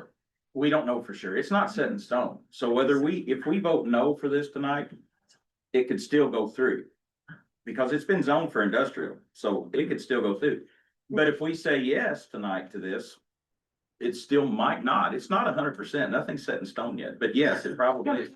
Still go through if your jobs are to say yay or nay, because you're in charge of whether this is a good economic. If I don't understand how it can still go through. If you disagree with. You can speak. Go ahead. The zoning board is separate from us. We're really the unitary arm of the county government. Our job is to look at the revenue stream that's coming into the unit, which is the county. It's been punched here recently by property tax reductions. And what we've been used to having come in here is gonna be a little squishy now, and we're gonna have to figure out what we're gonna do about it. The zoning, though, is done by two other entities that is not part of this council's responsibility. Our only responsibility in this case is make the ruling for designating zones as either an economic, and that affects the tax base and what we have available then to pay for emergency services, fire, the health department, road improvements and road clearance during snowstorms and things like that. So we're the ones that are basically, we're not like Congress and then we make the laws, but we do have the fiduciary responsibility to set the budget and, salaries and provide for the materials and things that help the county to function and provide services to our constituents. Okay, thank you for that. I understand what you're saying. I was professional. I worked for a chemical company as a tax analyst, federal and state for many years. And I can tell you one thing, food glycol is a very small percentage. So I would just be very wary of anything that says glycol, and there's got to be counts on what that glycol, how much of it is acceptable, permissible, and just transparency in this whole thing before you check the box as it goes. That's what I would ask. And I would caveat to what he said, just to go a little further. So as councils and being good stewards of budgets and what income, if we have the potential to income, to leverage it to make it most beneficial for everyone involved. We don't have any say whether the data center comes or not. No. But if they do, it's out of our control and they are approved to come here. We as council want to be very aggressive to make sure if they're coming, we're going to benefit from it. The constituents of Jefferson County are going to benefit. Understood. And we're not going to say, oh, you can come in and just pay normal stuff. No, we want to make sure if you're coming, you're paying to come. And that's the only thing that we can say. Good to have you on our side, because you are. But just transparency, because a lot of the lack of details and the things that they're promising, the number of employees, all the research I've done is at the maximum, the largest is 30 to 100 tons per minute employee. So I guess I would just say, maybe if you draw a line in the sand and say, well, we're considering it, but we have to have a little more detail. We needed something in writing from people, not just, oh, trust me, Bob. Yeah. That's all I have. And that's the one thing that's good about tonight is even though we can't say yes or no to data center, your comments are out there and people can hear them and that type of thing. Appreciate it. Thank you. Yeah, thank you for your comments. Hello. I'm Mary Hanson at 315 St. Michael's Avenue. I also Hanson, Hansen. Yeah. I was here last time as well. And my question then was 50% have been scraped. So why are we doing this? Right. And at that point, it was like, we have no idea. We just heard about it on Friday. I think one thing I'm concerned is a lot of information I would say is, this man here said false news was being posted all over Facebook. I'm one of those people. I have reached out to multiple organizations that both do ERAs and know about data centers. And so I'm just wondering where your information is coming from, and if it's coming from the developer, that is really problematic, right? They have a stake in this. And so I really invite, because again, if you're quoting 300 jobs, I would like you to find one resource that says that. I have not seen it anywhere. The resource I'm gonna pass out about ERAs to you all comes from a place called Good Jobs First. I was like, why are Good Jobs First doing data centers, right? You wanna know why? Because they're taking jobs away. They are not helping any community. And so now people who are trying to fight for working class folks are like, oh my God, these are destroying both communities and job prospects. And I was on a call with someone who worked at a data center. They said at max 15 people. And so if we want to be generous, there's 9 buildings. 9 times 15 is 100 jobs, right? And these are also not necessarily good jobs, and also huge layoffs have been happening at data centers. So I just offer, if your argument is that this is helping the community because it's bringing in money through jobs, that is very questionable. Also on this, research from Ball State found that Indiana tax abatements were associated with higher property tax overall and showed weak evidence that abatements significantly expanded the long-term tax base.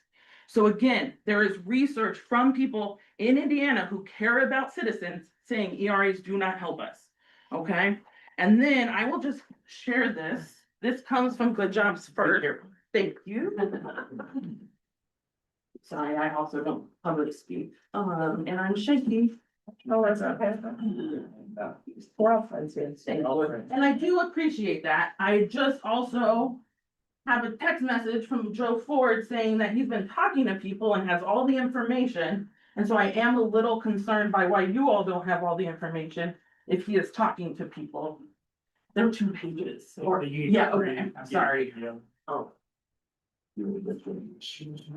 So one of the things I just said as well, I'm gonna just leave you, but okay, actually, sorry. The ERA, what this expert in ERA said should happen before an ERA is approved is that there is a draft abatement exemption, blah, blah, blah, that all of this needs to be written out before you approve an ERA, right? And so maybe you're gonna say that that would happen on the next round, like when they apply for it. But I argue that this should be happening now, because again, estimated taxes by tax units, the question about the analysis, right? I have not actually heard analysis presented from the board about why we think the ERA is good, right? So if we're going to vote yes on this, I will support it. We all want citizens to have economic development here, and yet we've not been provided any evidence other than imaginary jobs that most evidence says no, okay? And so again, the bullet points are what this expert on ERA says that you all should be thinking about and asking. And so I will leave it at that. Thank you. Thank you.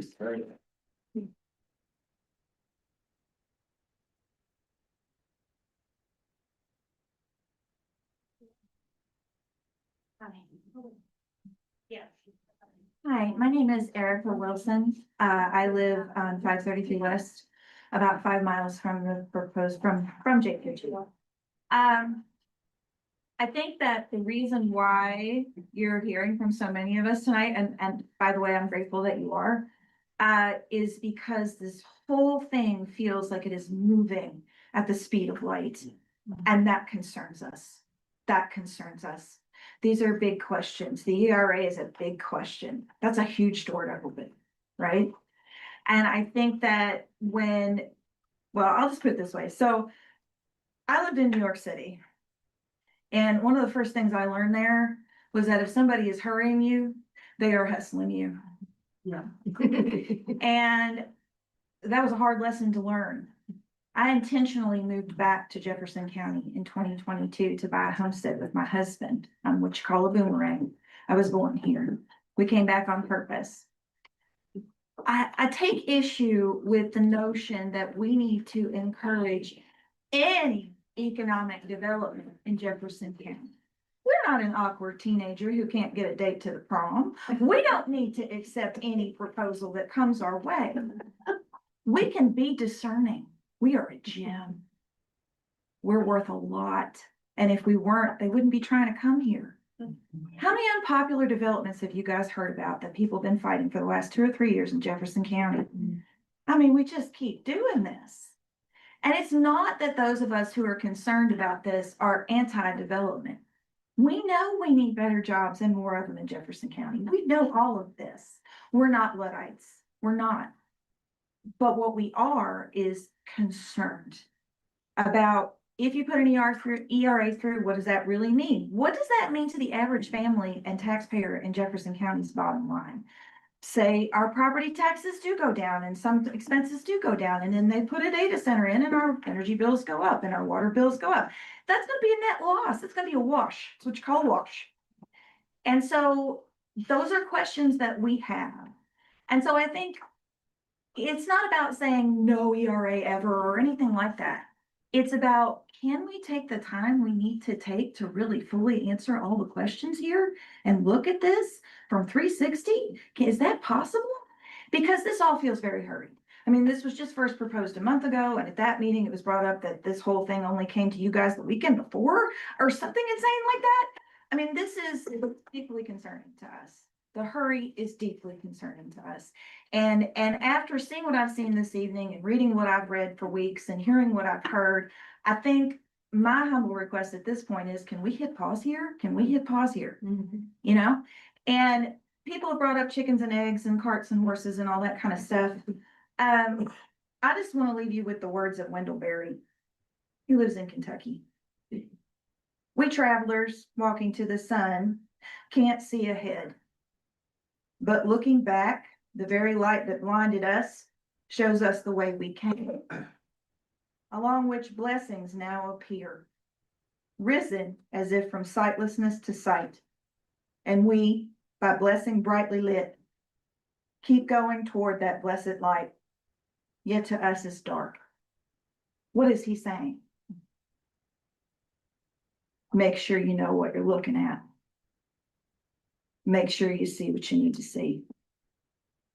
I thank you for your time. Thank you.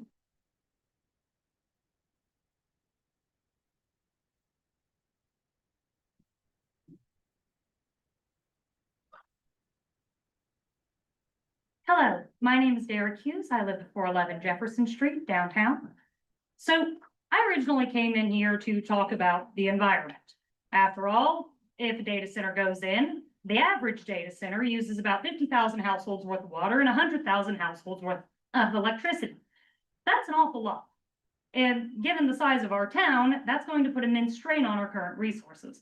But honestly, the environment, finances, people have come up here and have talked about all that pretty thoroughly and did it much better than I was planning to. I've got a different question. You've had immense community response over this. You've had a large number of very intelligent people come up and tell you that this seems like a bad idea. Would you explain to me why you think you know better than the city of Madison about why this is good for us? We don't, we're here to listen. We're not gonna make this decision until everybody gets a chance to speak.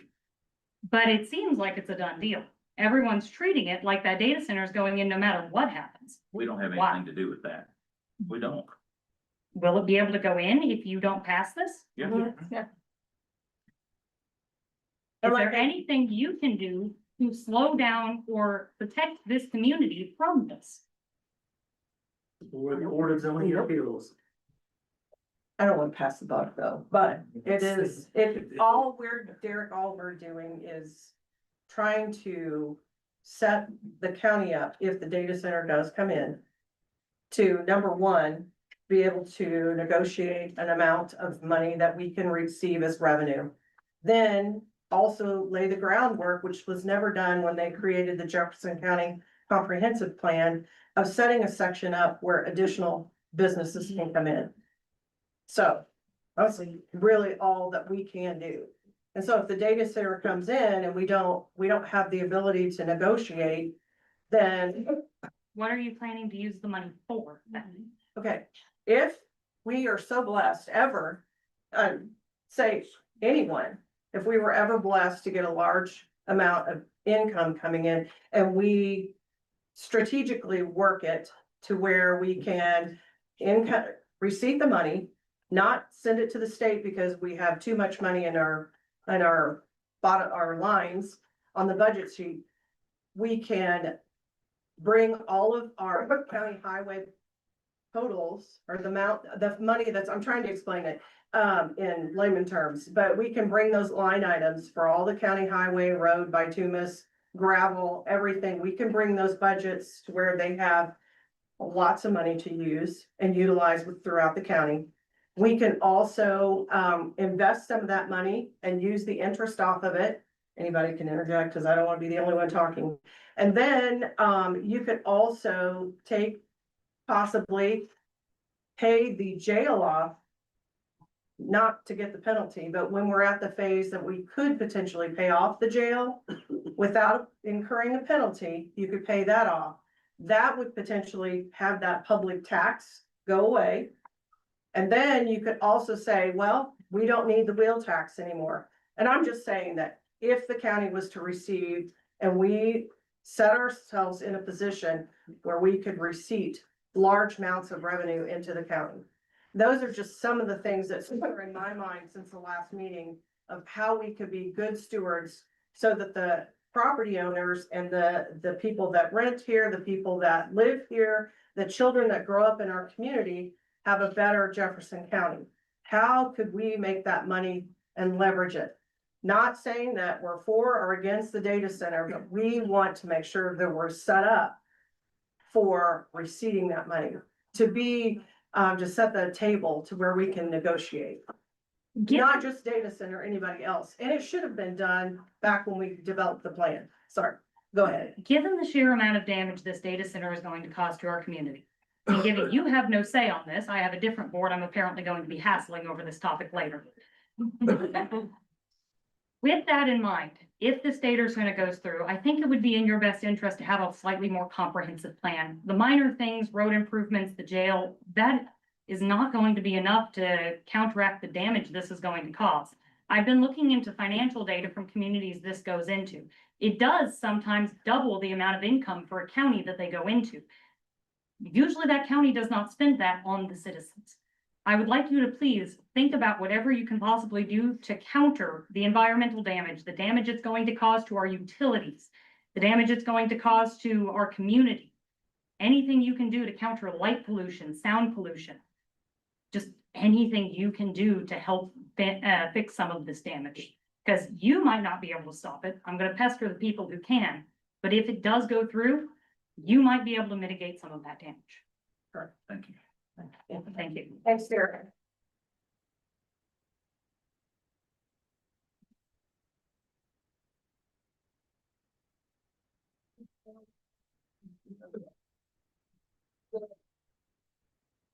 Hi. Janice Weber, Oak Hill subdivision, Madison, Jefferson County. I just want to go back to the original question about the BZA, the revitalization area.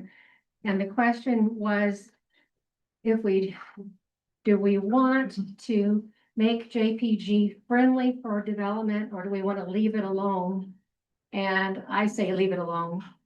I don't think that we need to encourage development at JPG. If somebody wants to spend the money, the time to do it right, then they also have the resources to pay the taxes. Amen. Thank you. Thank you.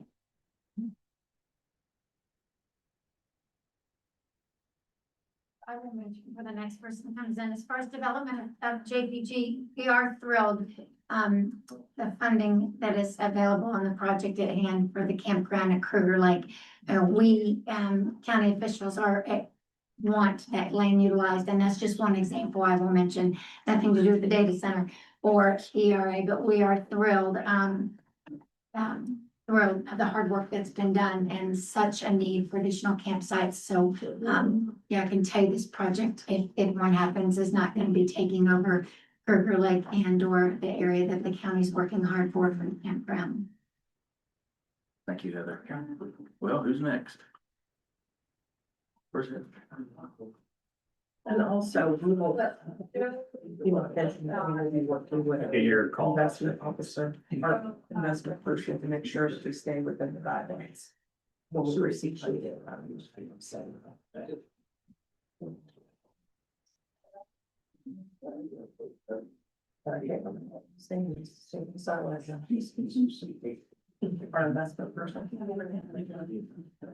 the first, Yes, thank you. That's not it, surely, right? No, it's not.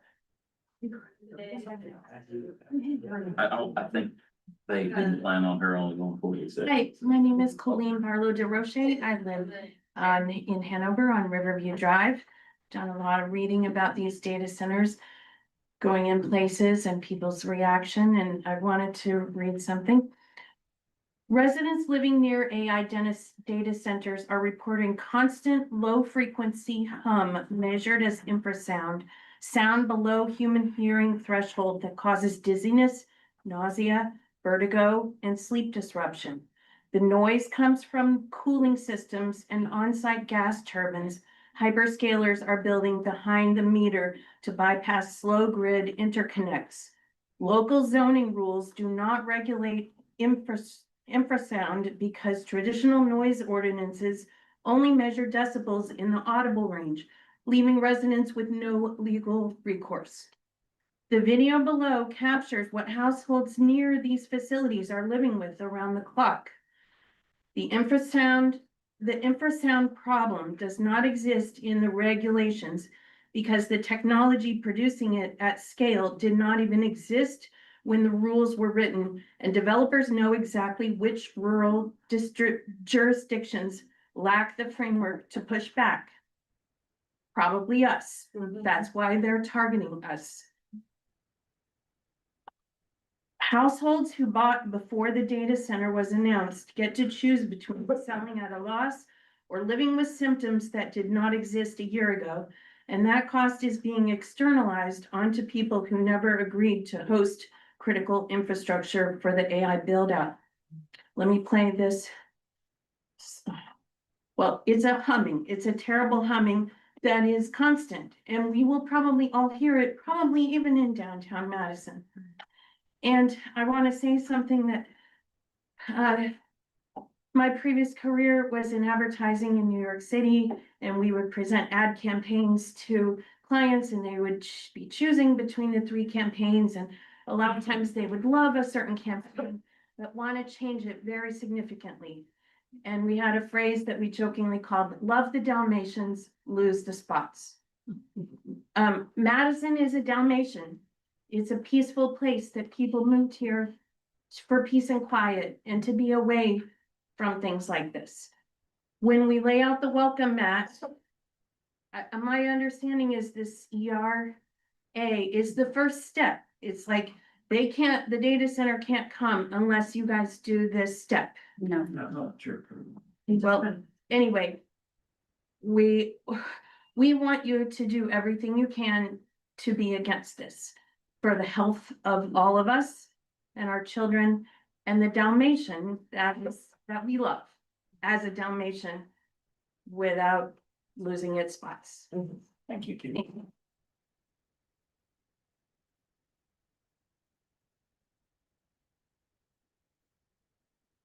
Good evening, Sherry Chapo, Deputy Mike and Deputy.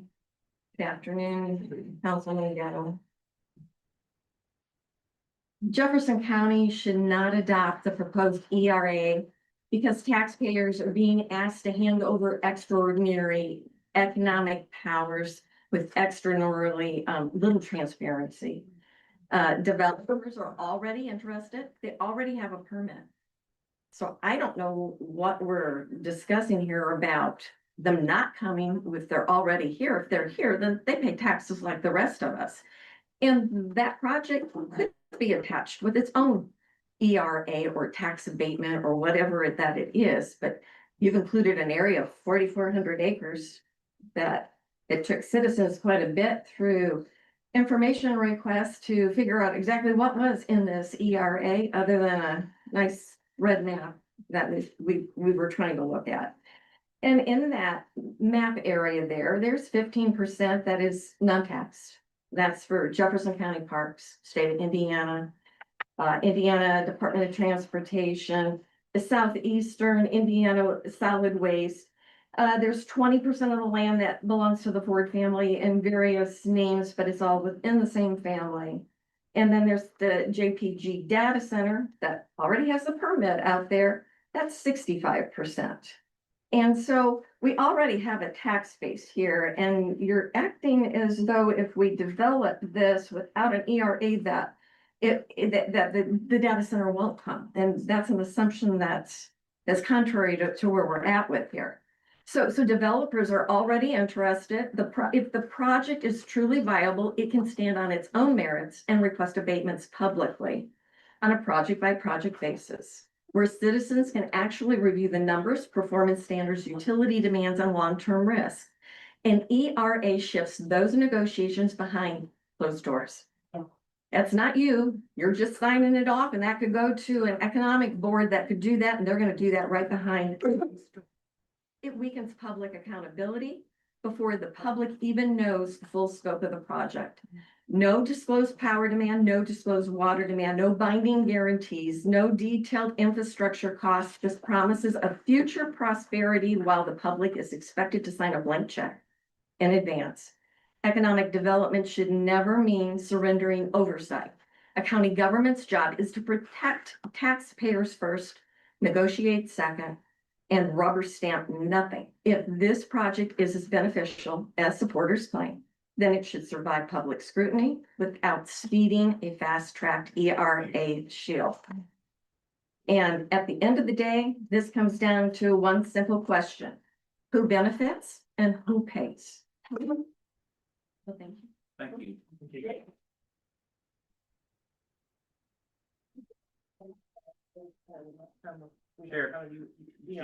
I just said, in part of that, just my only little, comment would be, I don't think anyone on the council has said that the data center would not come if we don't approve its ERA. So again, we have nothing to do, we haven't even spoke to the data center, that's not our responsibility. Our responsibility is to decide whether we will have an ERA or not. But And your that's just all argument has been that without an ERA, that it's fallow land, that it brings no taxes, as though no one would come in and actually be able to pay taxes to develop that or to get a tax abatement on its own. And that's a fallacy that I want to say, that it's not one or the other, and that you have to pass this ERA in order to entice people to come to our community so that we can pay for the privilege of them raising our taxes and taking from our community too. So I just want you to, that's where I was coming from. Okay, all right. Thank Point you. taken. Thank you. Thank you. Warren, you're on. Hello. Hello. It's nice to see you smiling. Thank you. I try to keep positive. That's right. We all do. Yes. Let's put our best foot forward, right? Yes. I'm sorry, I'm nervous. And we all. Please don't move. Yes. Yeah, don't please. I do want to say thank you for taking my call the other day. My name's Savannah Augustine and I live at 421, just across the street from the proving ground. To start, I just have a couple questions. I do like the idea of tabling this and getting more information. I read the tax code. I almost fell asleep doing so, but it's my understanding that the statement of benefits provided by the applicant will be public record. So could this potentially be tabled, the designation of the ERA, until after we get that statement of benefits, or is that something that has to come, the designation first and then the application for the abatements? Yeah. Oh, for the abatements. Yeah. Yeah. Do you want to go ahead and finish and then we'll rebuttal or give you a comment? I just don't want to take away from your time. No, that's okay. Let me see. I honestly, I wrote that I'm against it, the ERA designation, because the economic impact won't be as beneficial, or won't make the point moot for all the impacts that happen to the environment. But I mean, I don't know what I think at this point, because if you're saying that without the designation of the abatement, that some of the money that we could potentially receive would go, there'd be an overage and that would go to the state if we don't have the abatement process. Is that something that you can explain further? I just kind of am confused toward the end of it because I did all this research and I don't know that I have enough information. Stay lovely, we don't want. Okay. You can, I'm just writing your question down, so make sure. So we have a levy and we are limited by state statute on how much. So we're allowed to bring in. I think so, maybe. No, Motorcycle. So anything over that, we don't get any benefit from whatsoever. So let's say we have a $27 million budget. I'm just throwing that number out there. So if our revenue, if we bring in 32 million, there's 5 million that we don't get to get any benefit from. And it's also called circuit breaker. So what happens is anything over that 27 million gets spread out to the taxpayers in decreased property taxes. So that's how that works. Okay, thank you. I needed that because I Then your other question, and I'll follow up with that, is, can we, table the decision? And I don't think the decision on the ERA is going to impact, I don't know that, the data center at all. Can we move the decision till after we see whatever the proposal is? Yeah. We're not gonna be involved in that. That's the only thing. We won't, see, that won't come in front of us. So the statement of benefits in the application won't go to this board? No. That's a separate board, that's the zoning board, Yeah. okay. See, it's like, I Okay. wish we were all encompassing. I'm sorry, but Yeah, yes, you can interject on that. statement of benefits and so forth is a separate issue. That is tied to when they would apply for a tax abatement. Mhm. They cannot apply for the tax abatement in the area if there is not an economic revitalization area in place. And the zoning has nothing to do with the statement of benefits. She's correct. When they apply for a benefit, there's a complete process they have to go through that lays out what the jobs are, the benefits, dollars being spent. And that does come to the county council for you approve all abatements. And that would come to you at that point, not to one of the zoning boards or the planning commission. So that's once they apply for an abatement, if we have. Yeah, if they were to apply for an abatement, then they would have to come back to us and then we would have another public hearing and we would decide whether or not any company or any business would get an abatement. We've been through this process a couple times with the battery farm, for instance. So, I hope that answers your Yeah, question. no, I think that does, I just think I have more questions than answers. I don't want to say that I'm for or against it at this point because with the levy in place, it's kind of puts us all against the wall, but Thank you. Thank you. Very good. Thank you, Serena. Warren Oxer, 3611 West Ohio Review Road. I am not a governmental tax expert. I think that one thing that the public needs and the council needs as a whole is someone before the council that can address this as such. Because establishing the ERA is not approval or denial of a data center. And in my view, from the little bit that I do understand of it, the ERA is a very necessary tool for the county council to have in their toolbox, to pass it as such, to where regardless of whether you're going to give abatements, not give abatements, it gives you an opportunity to be able to maximize the return for the taxpayers of Jefferson County, regardless of what the development is. It doesn't obligate you to make any type of abatement or to ever pay abatement on any of these projects. But without it in place, there are possibilities of millions of dollars on a large project that the county will not be able to take advantage of. You know, that I've not been in favor of tax abatements. For years, I have fought when Midcore was in place. I'm still not in generally favor of tax abatements as such. I believe corporations should pay their fair share. If there's going to be savings because assessed valuations that come up, they go around because the rate comes down and we all decide how to spend our savings, our money. But I do think you need to put the tools in your toolbox to be able to maximize the return for the county taxpayers. And it is going to be critical that you have an ERA on that development area to be able to take advantage of many things that are there at fairly different levels. Without them, I think the data center would probably still move forward, or is going to move forward if it gets its other necessary approvals. But you will not come out nearly as well financially as the county and the residents of the county without the ERA as you would with it. And if you can find someone that has a full background and can explain that and articulate it to the public to where they can understand it, I think you'd have a lot more support for the ERA. Thank you.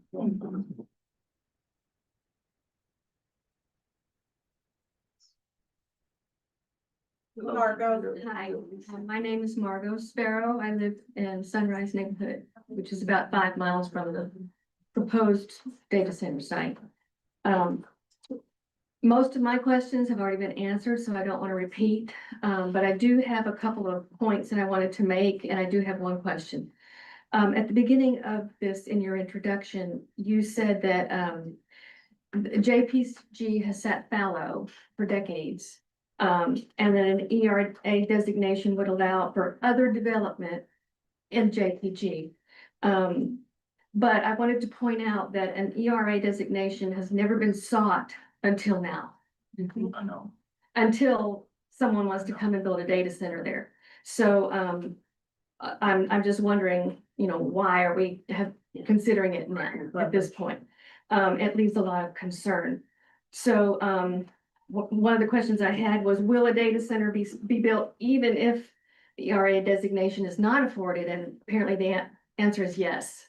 And so I'm wondering, because I don't get the paper, so I'm wondering if any public hearings or notifications of public hearings have already been sent out that I just was unaware of regarding this data center that's supposedly already a done deal. That's one of my questions.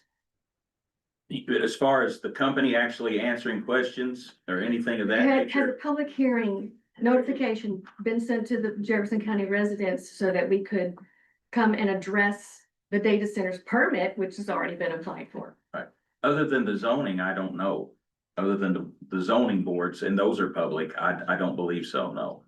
Okay, All of ours are. I'm sorry. All of the county councils, announcements are always, put in the paper. Right, oh, just the paper? No. Web paper and on our website. Yes. On our We do website. have to meet all requirements on, that publication needs to be on our website and on an official. Okay, so I don't know if this question has been answered. I didn't catch it if it was. If the data center needs approval to come here, who approves, what agency in Jefferson County approves that? I think they have to apply for permits first off with the state. Oh, apparently that's already been done. I would assume so. I haven't talked to the data center, so I'm not aware of that. And I don't sit on the planning commission or the BZA board. So our sole responsibility is like the fiscal part of it, what we can, revenues we can generate off that. And so, again, I'll say that the ERA allows us to leverage ourselves to basically do business, whether or not the data center approaches us and asks for an abatement. I mean, I don't know, but we don't have to do an abatement. And I think we should have a long time ago, when we set the Jefferson County Planning Commission, we should have set up, okay, a TIF zone or pilot or something for future, and then we wouldn't be in the position that we are now. But I will quote what Warren had said, because it is a tool in our toolbox. Like I said, it's leveraging us to be very fiscally responsible for any revenues that we could generate off of that. Okay. And did you want to interject and Well, answer a question? If you want me to address the process as to what Yes. what Would approvals you? are there, Since that question was I'm asked. Warren Upter, I'm on the Jefferson County Plan Commission. And the process that it's in now, the development people had came and requested a development permit for the property. The property at JPG is zoned heavy industrial, has been for many, many years. And our comp plan and even before that, it was heavy industrial property as such. there was no zoning change needed to be asked for as such. The only thing that came in, data centers were not a specific use that was listed for heavy industrial property. Now, there's literally hundreds of specific uses that aren't specifically listed. So when a specific use is not listed, the administrator of the plan commission takes a look at that use and says, well, is that use consistent with other things that we approve in a heavy industrial area, such as landfills, chemical plants, heavy manufacturing, warehousing, trucking, and they made a determination that that use was consistent with what would normally be built in a heavy industrial area. Once they made that decision, and it's not something that's public meeting as such, it's been made internally at the office administrative level of it, then the public has 30 days to appeal that decision. An appeal of that decision was filed. And what the BZA is holding a hearing on the 20th, is not directly as to whether there would be a data center or not a data center, but they're holding a hearing. Do they uphold the administrative decision that a data center meets the requirements for what we have set for a heavy industrial area? Because data centers didn't exist when you initially set up Because parameters. data centers weren't named specifically. Because they didn't exist back then. They may or may not have existed. I'm not certain at that time frame. Comp plan, the UDO was redone as little as probably 4 or 5 years ago or 6. So Okay. there were probably data centers, but there were literally But there was hundreds of not an things. explosion of data centers. There was not explosion, but there was hundreds of things that were not listed specifically. And then there's language written in the ordinance that specifies how that administrator is to make that determination. And then that will be what the BZA will be evaluating on the 20th as such. So to that point, when will the community get the opportunity to voice our overwhelming opposition to a data center going in at JPG? Will it be May 20th or there will be other opportunities? May 20th will definitely be an opportunity. Okay. But I don't know of any other format as far as that goes where the public, I really would like I would like to see the company come forward and hold a public hearing. Yeah. And So let us, I know that Idlewood, why have they not? so At Idlewood this point. came forward, APA, when we did the battery farm, they came forward, so I can't answer that. Why I wish haven't they they come would. forward? I do not know the answer to that. I wish they would. Probably because they know they're gonna run up against an opposition wall. But I hope they do. I hope they do, and I think they should. Absolutely, they should. This community wants transparency. The size of this crowd is evidence of that. That's really all the points that I wanted to make because everything else that I had to point out has already been pointed out. I don't want to repeat that, but anyway, I live within 5 miles of this place and I just wanted to say, I can't even articulate how much I don't want the data center. Thank you, ma'am. Coming into our Thank you so much. community. Thank you. Thank you.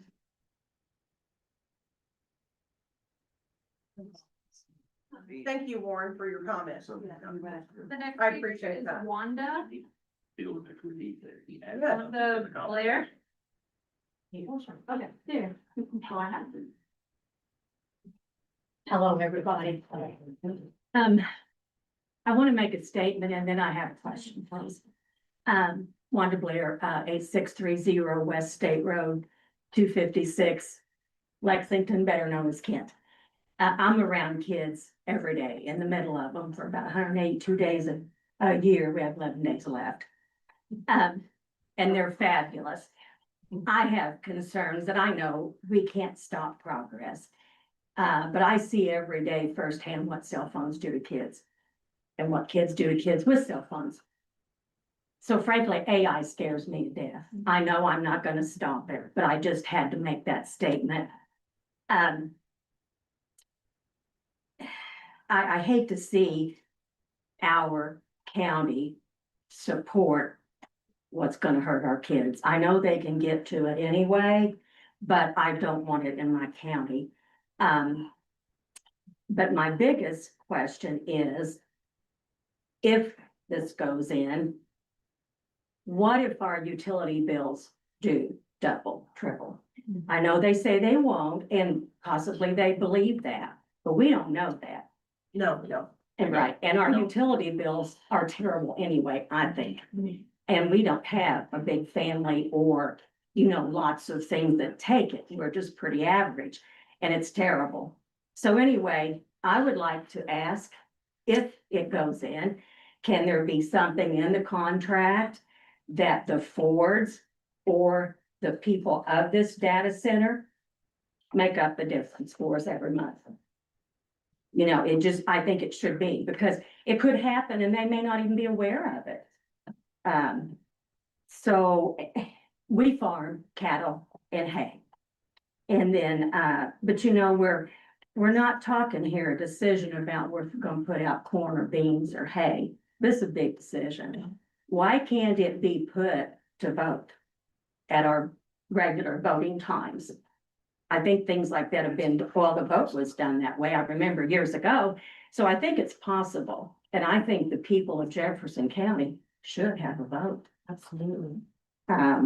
That's pretty much all I've got to say. The one gentleman on the board, though, I would like to ask him, made several statements and then right after the statement said, I may be wrong. If you're not positive, please don't say it and put it in people's heads, because this is very volatile and it's very important. Thank you all very much.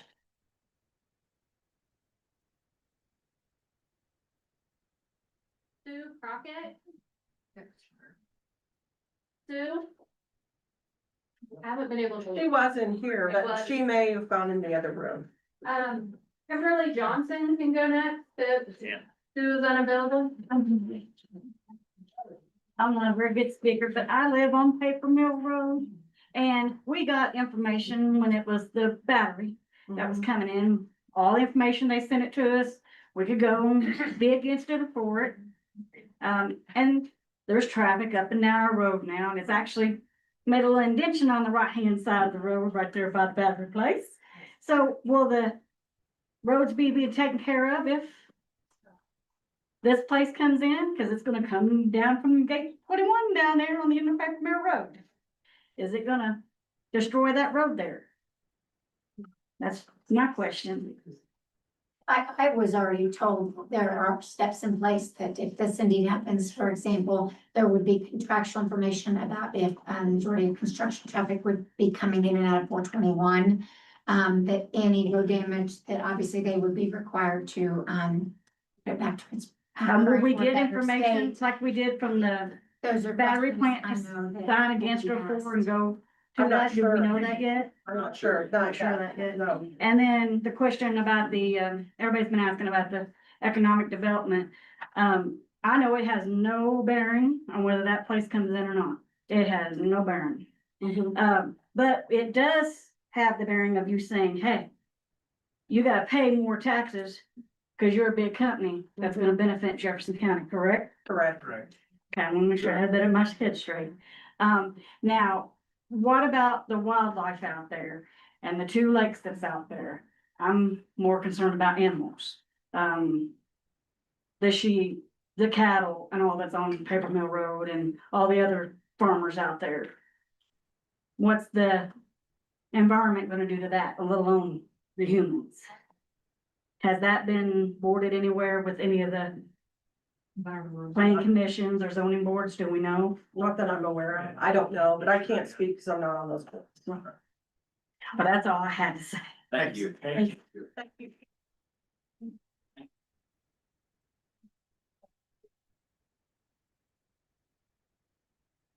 Mr. Green. Hello, Did you sign? I did sign in, 2579 South College Hills Drive, Hanover, Indiana, 32 years, 33 years in June.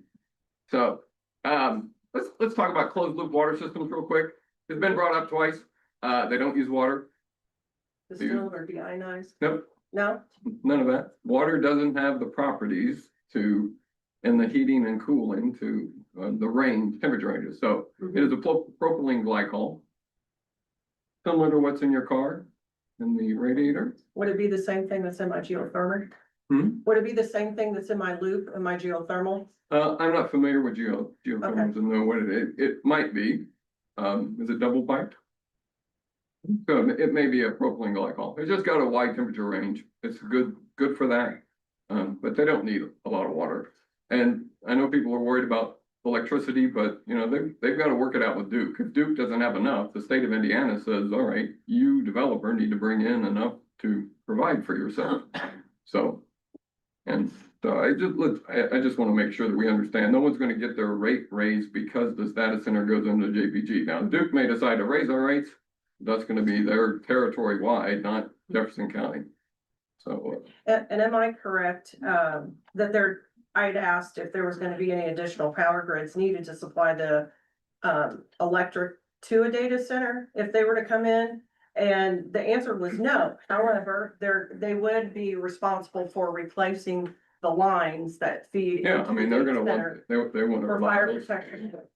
well, just so they have a reliable grid. Right, and then the other thing, and you may know this, even though we live in a very humid area, there is a need to put dehumidifiers in there. So their water consumption that they would have would just be very limited. The closed loop cooling system will take care of that. I mean, it's just like if you go to a business that's got a chiller system running, you know. Right. It's gonna be probably a little bigger because of the load that they're carrying, but. You know, we have one down at the courthouse, we have one at the jail, so we have a county building.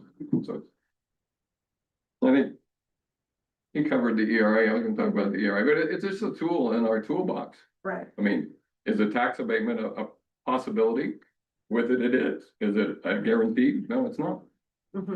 And they've not asked for one, so. And they will only pay, you know, because it's of the tax laws in Indiana, they will only be taxed to a certain level. Right. And then any other possible funds that could come to the county will be lost. So, but it gives us those tools to decide that. Exactly. Because we don't know the details. We don't know how much it's gonna be, but I mean, what we do know, it's gonna have very little impact on the water, very little on the electricity. Thank you. Thank you, Do you have Dave. any more questions? Sorry, with that one? Thank you, Dave. Thank you. So not last, I just had one final entry, and if you guys wanna close it after that, then I can. Okay. So it's the second to last. I am a little Save bit, the best for last. I am a little bit nervous. So all these people, Julie Stockman, 9803 East Brushy Fork Church Road in Canaan. I'll keep it short and sweet. I think it's pretty clear from the turnout here that a lot of these citizens here in Jefferson County don't want any JPG development at all, especially our rural citizens. And I do understand that the board has said that under the assumption that we're getting a data center, they want to maximize county income. And I understand that it's clear too, that the ERA, it sounds like could be done at any time because you've proposed tabling it for tonight. So I just wanted to see if there would be any harm then in seeing, number one, if the data center even passes the appeal process on May the 20th. And then if it does, to compare real numbers of the tax abatement versus normal tax collection before we approve anything, considering that really the people don't seem to want the economic revitalization in that area at all. So if there's no drawbacks from waiting, that would be my only proposal. Thank you. Thank you.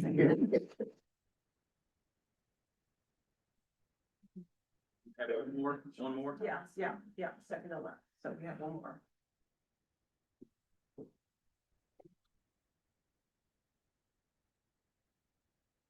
Hello, I'm Jonah Pearson. I live on 400 North Hereford Lane in Madison, Indiana.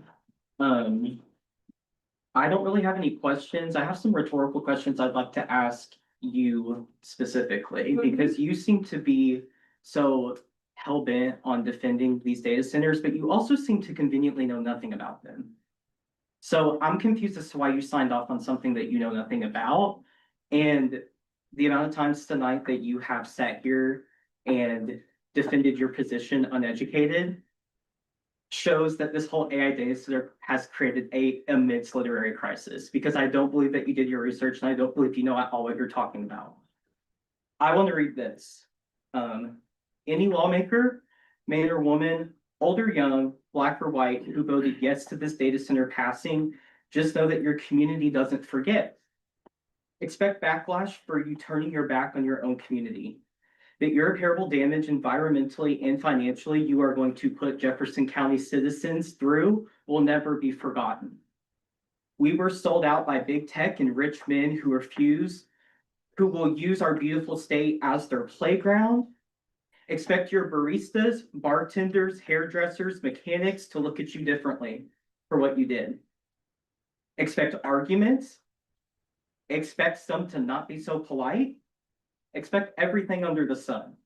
Because we, the people who have researched the actual consequences that are going to come from this, know how serious this is. Citizens of Jefferson County were shown that their lawmakers prefer profit over people with this decision. Your actions absolutely disgust me, and the gates of hell are fiery and sharp and awaiting your arrival. Thank you.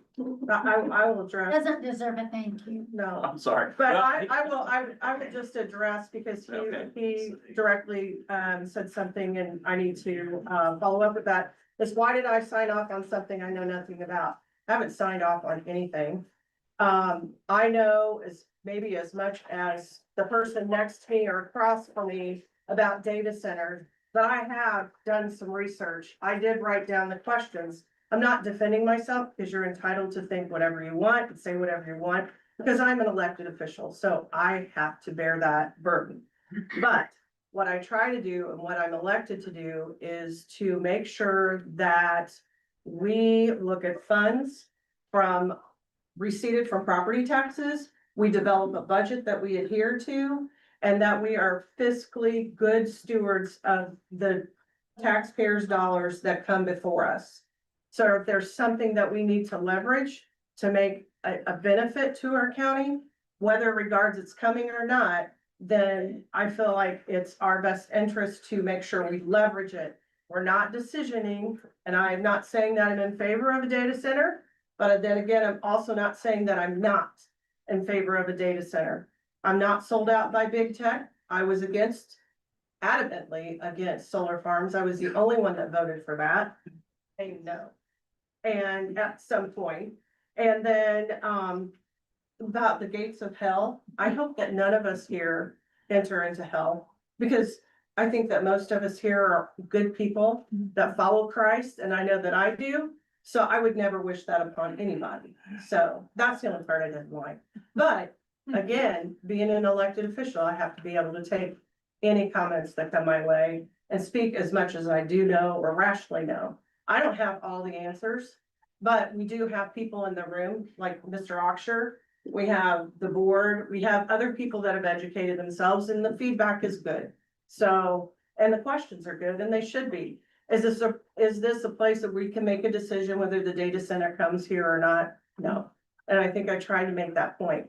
But my job is, if it comes, me being only one person on this council, is to make sure that we get financial advantages for our county. So that's all. Thank you for. Said threats are not welcome or accepted. Well, I wasn't saying thank you for the tone and temperament of the comment.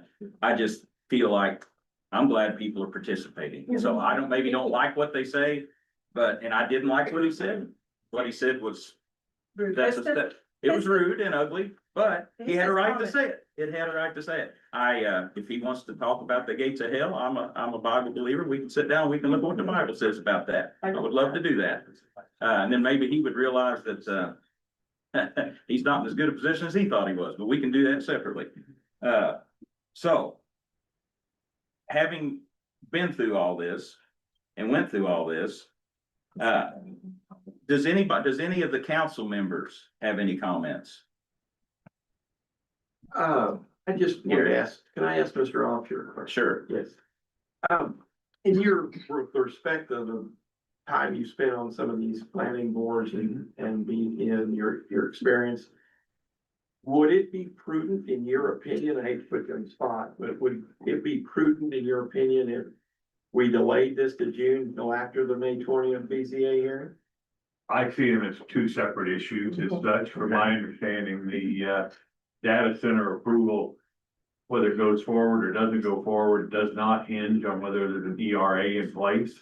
I think the risk that the county runs by delaying the ERA is, if the project does get to a certain point where it's finalized and so forth, you may not be able to take advantages of some of the financial advantages that are available.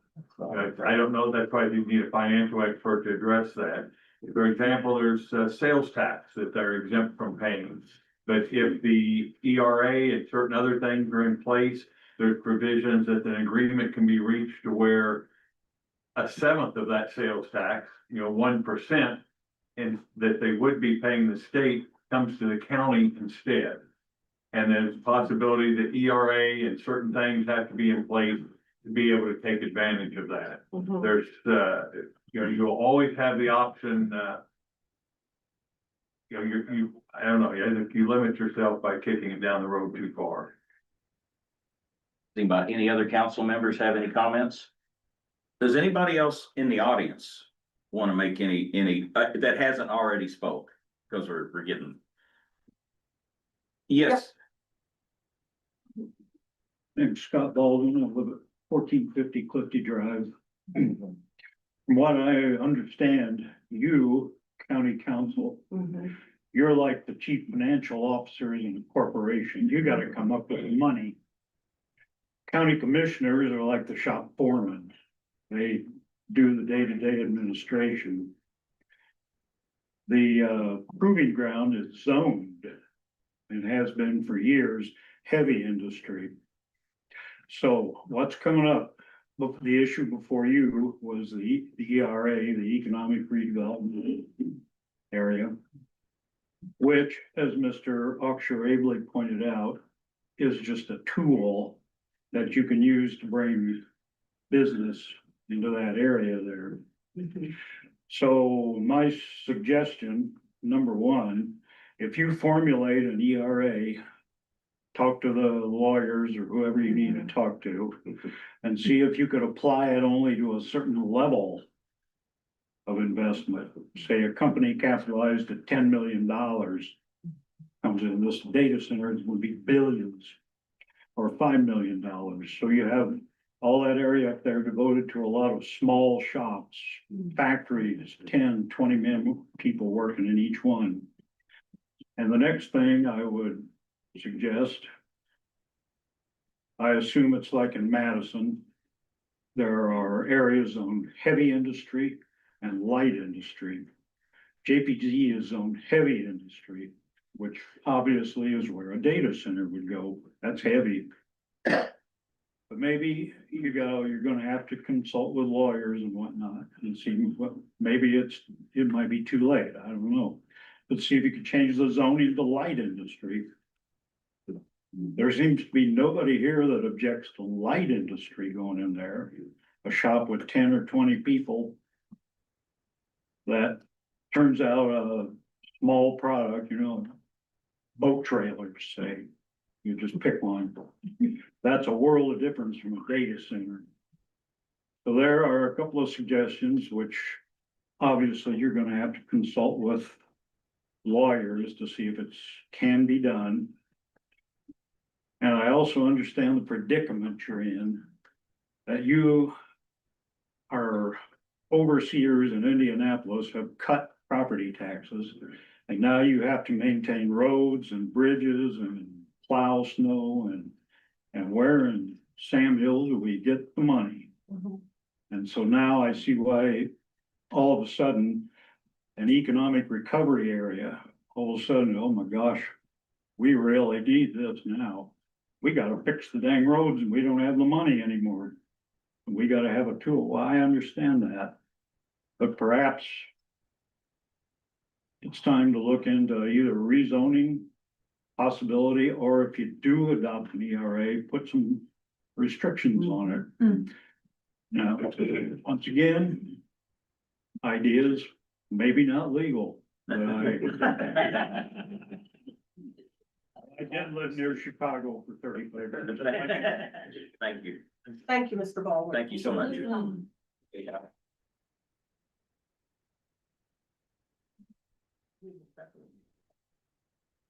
Um, Anybody else? Any council members have any other comments? I would, if, Heather, you have anything to say? Only to try to contact your council members by the official way that our public statement, our notice says. So it was specific in saying to either come to the meeting tonight or to file a written remonstrance in our office. I did not receive one written remonstrance from this community, but I did receive a million emails that I am so scared that our firewall has blocked a million others. And I am worried that some people's voices may never be heard. So it's very important to never listen to a third-party public notice. Please always go by the county's public notice on how to get that information to your council members. Thank you, Yes. Heather. Hello again. I just contacted Dwayne from him saying his phone number the last meeting. Is that okay? That is. Yes, but, yes, there was a it is, okay. Through the auditor's office, and it was all during tax collection time, so there was a lot of delay in me even checking the email because I was handling taxpayers. So I would just encourage everyone to follow the actual public notice. Okay, thank you. And all of our emails, addresses, and telephone numbers are out there on the county website. They have to be listed, so. 812-493-9577, call me. If you want to talk about anything that's as far as county business, or if you just want to vent, we can handle that, and I'll try to give you the best answers I have. And if I can't, if I don't have the answer, I will do research for you, or with you, actually. I've learned a lot tonight from this meeting, to be quite honest, and I've thought about some things that I haven't thought about before tonight. Does the council have any more, any questions or any comments? Because if they don't, I would like to entertain a motion to postpone this, vote until our June meeting. I'll make that motion. Do we get a set? Do I have a second? Second. All in favor? Alright.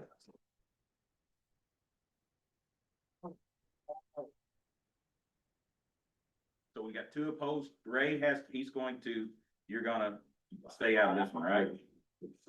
Abstain, you're going to abstain. So how many was for? 3, How many was against? 2. 2, okay. So the motion carries. We will postpone this. And we will talk, and we will vote, now there's not gonna be another public hearing as far as I know. This gives us a month to hear more. I'm concerned. Do our own homework too. Do our own homework. I'm concerned that any public official does not listen to his or her constituents to their own peril. We have had only 3 or 4 people that think we ought to do this, and we have been flooded with residents of this county who said, we don't want this. We better listen to that. That's all I gotta say. Can we make a comment though? Wayne, I'm sorry. will there be We don't- public speaking at the next meeting? No, we're just gonna vote. We're Okay. just gonna vote. I just wanted that to be. We're just upfront. going to vote. The only thing I This want is the everybody to public hearing. think about is the train can pull away and we will miss it. If, in some respects. I mean, if we wait and there's funding that we could have mined out of it, that regardless of what your opinion is on the data center, if it's going through and there's funds that we could have taxed and received and had receivership in, there is some risk.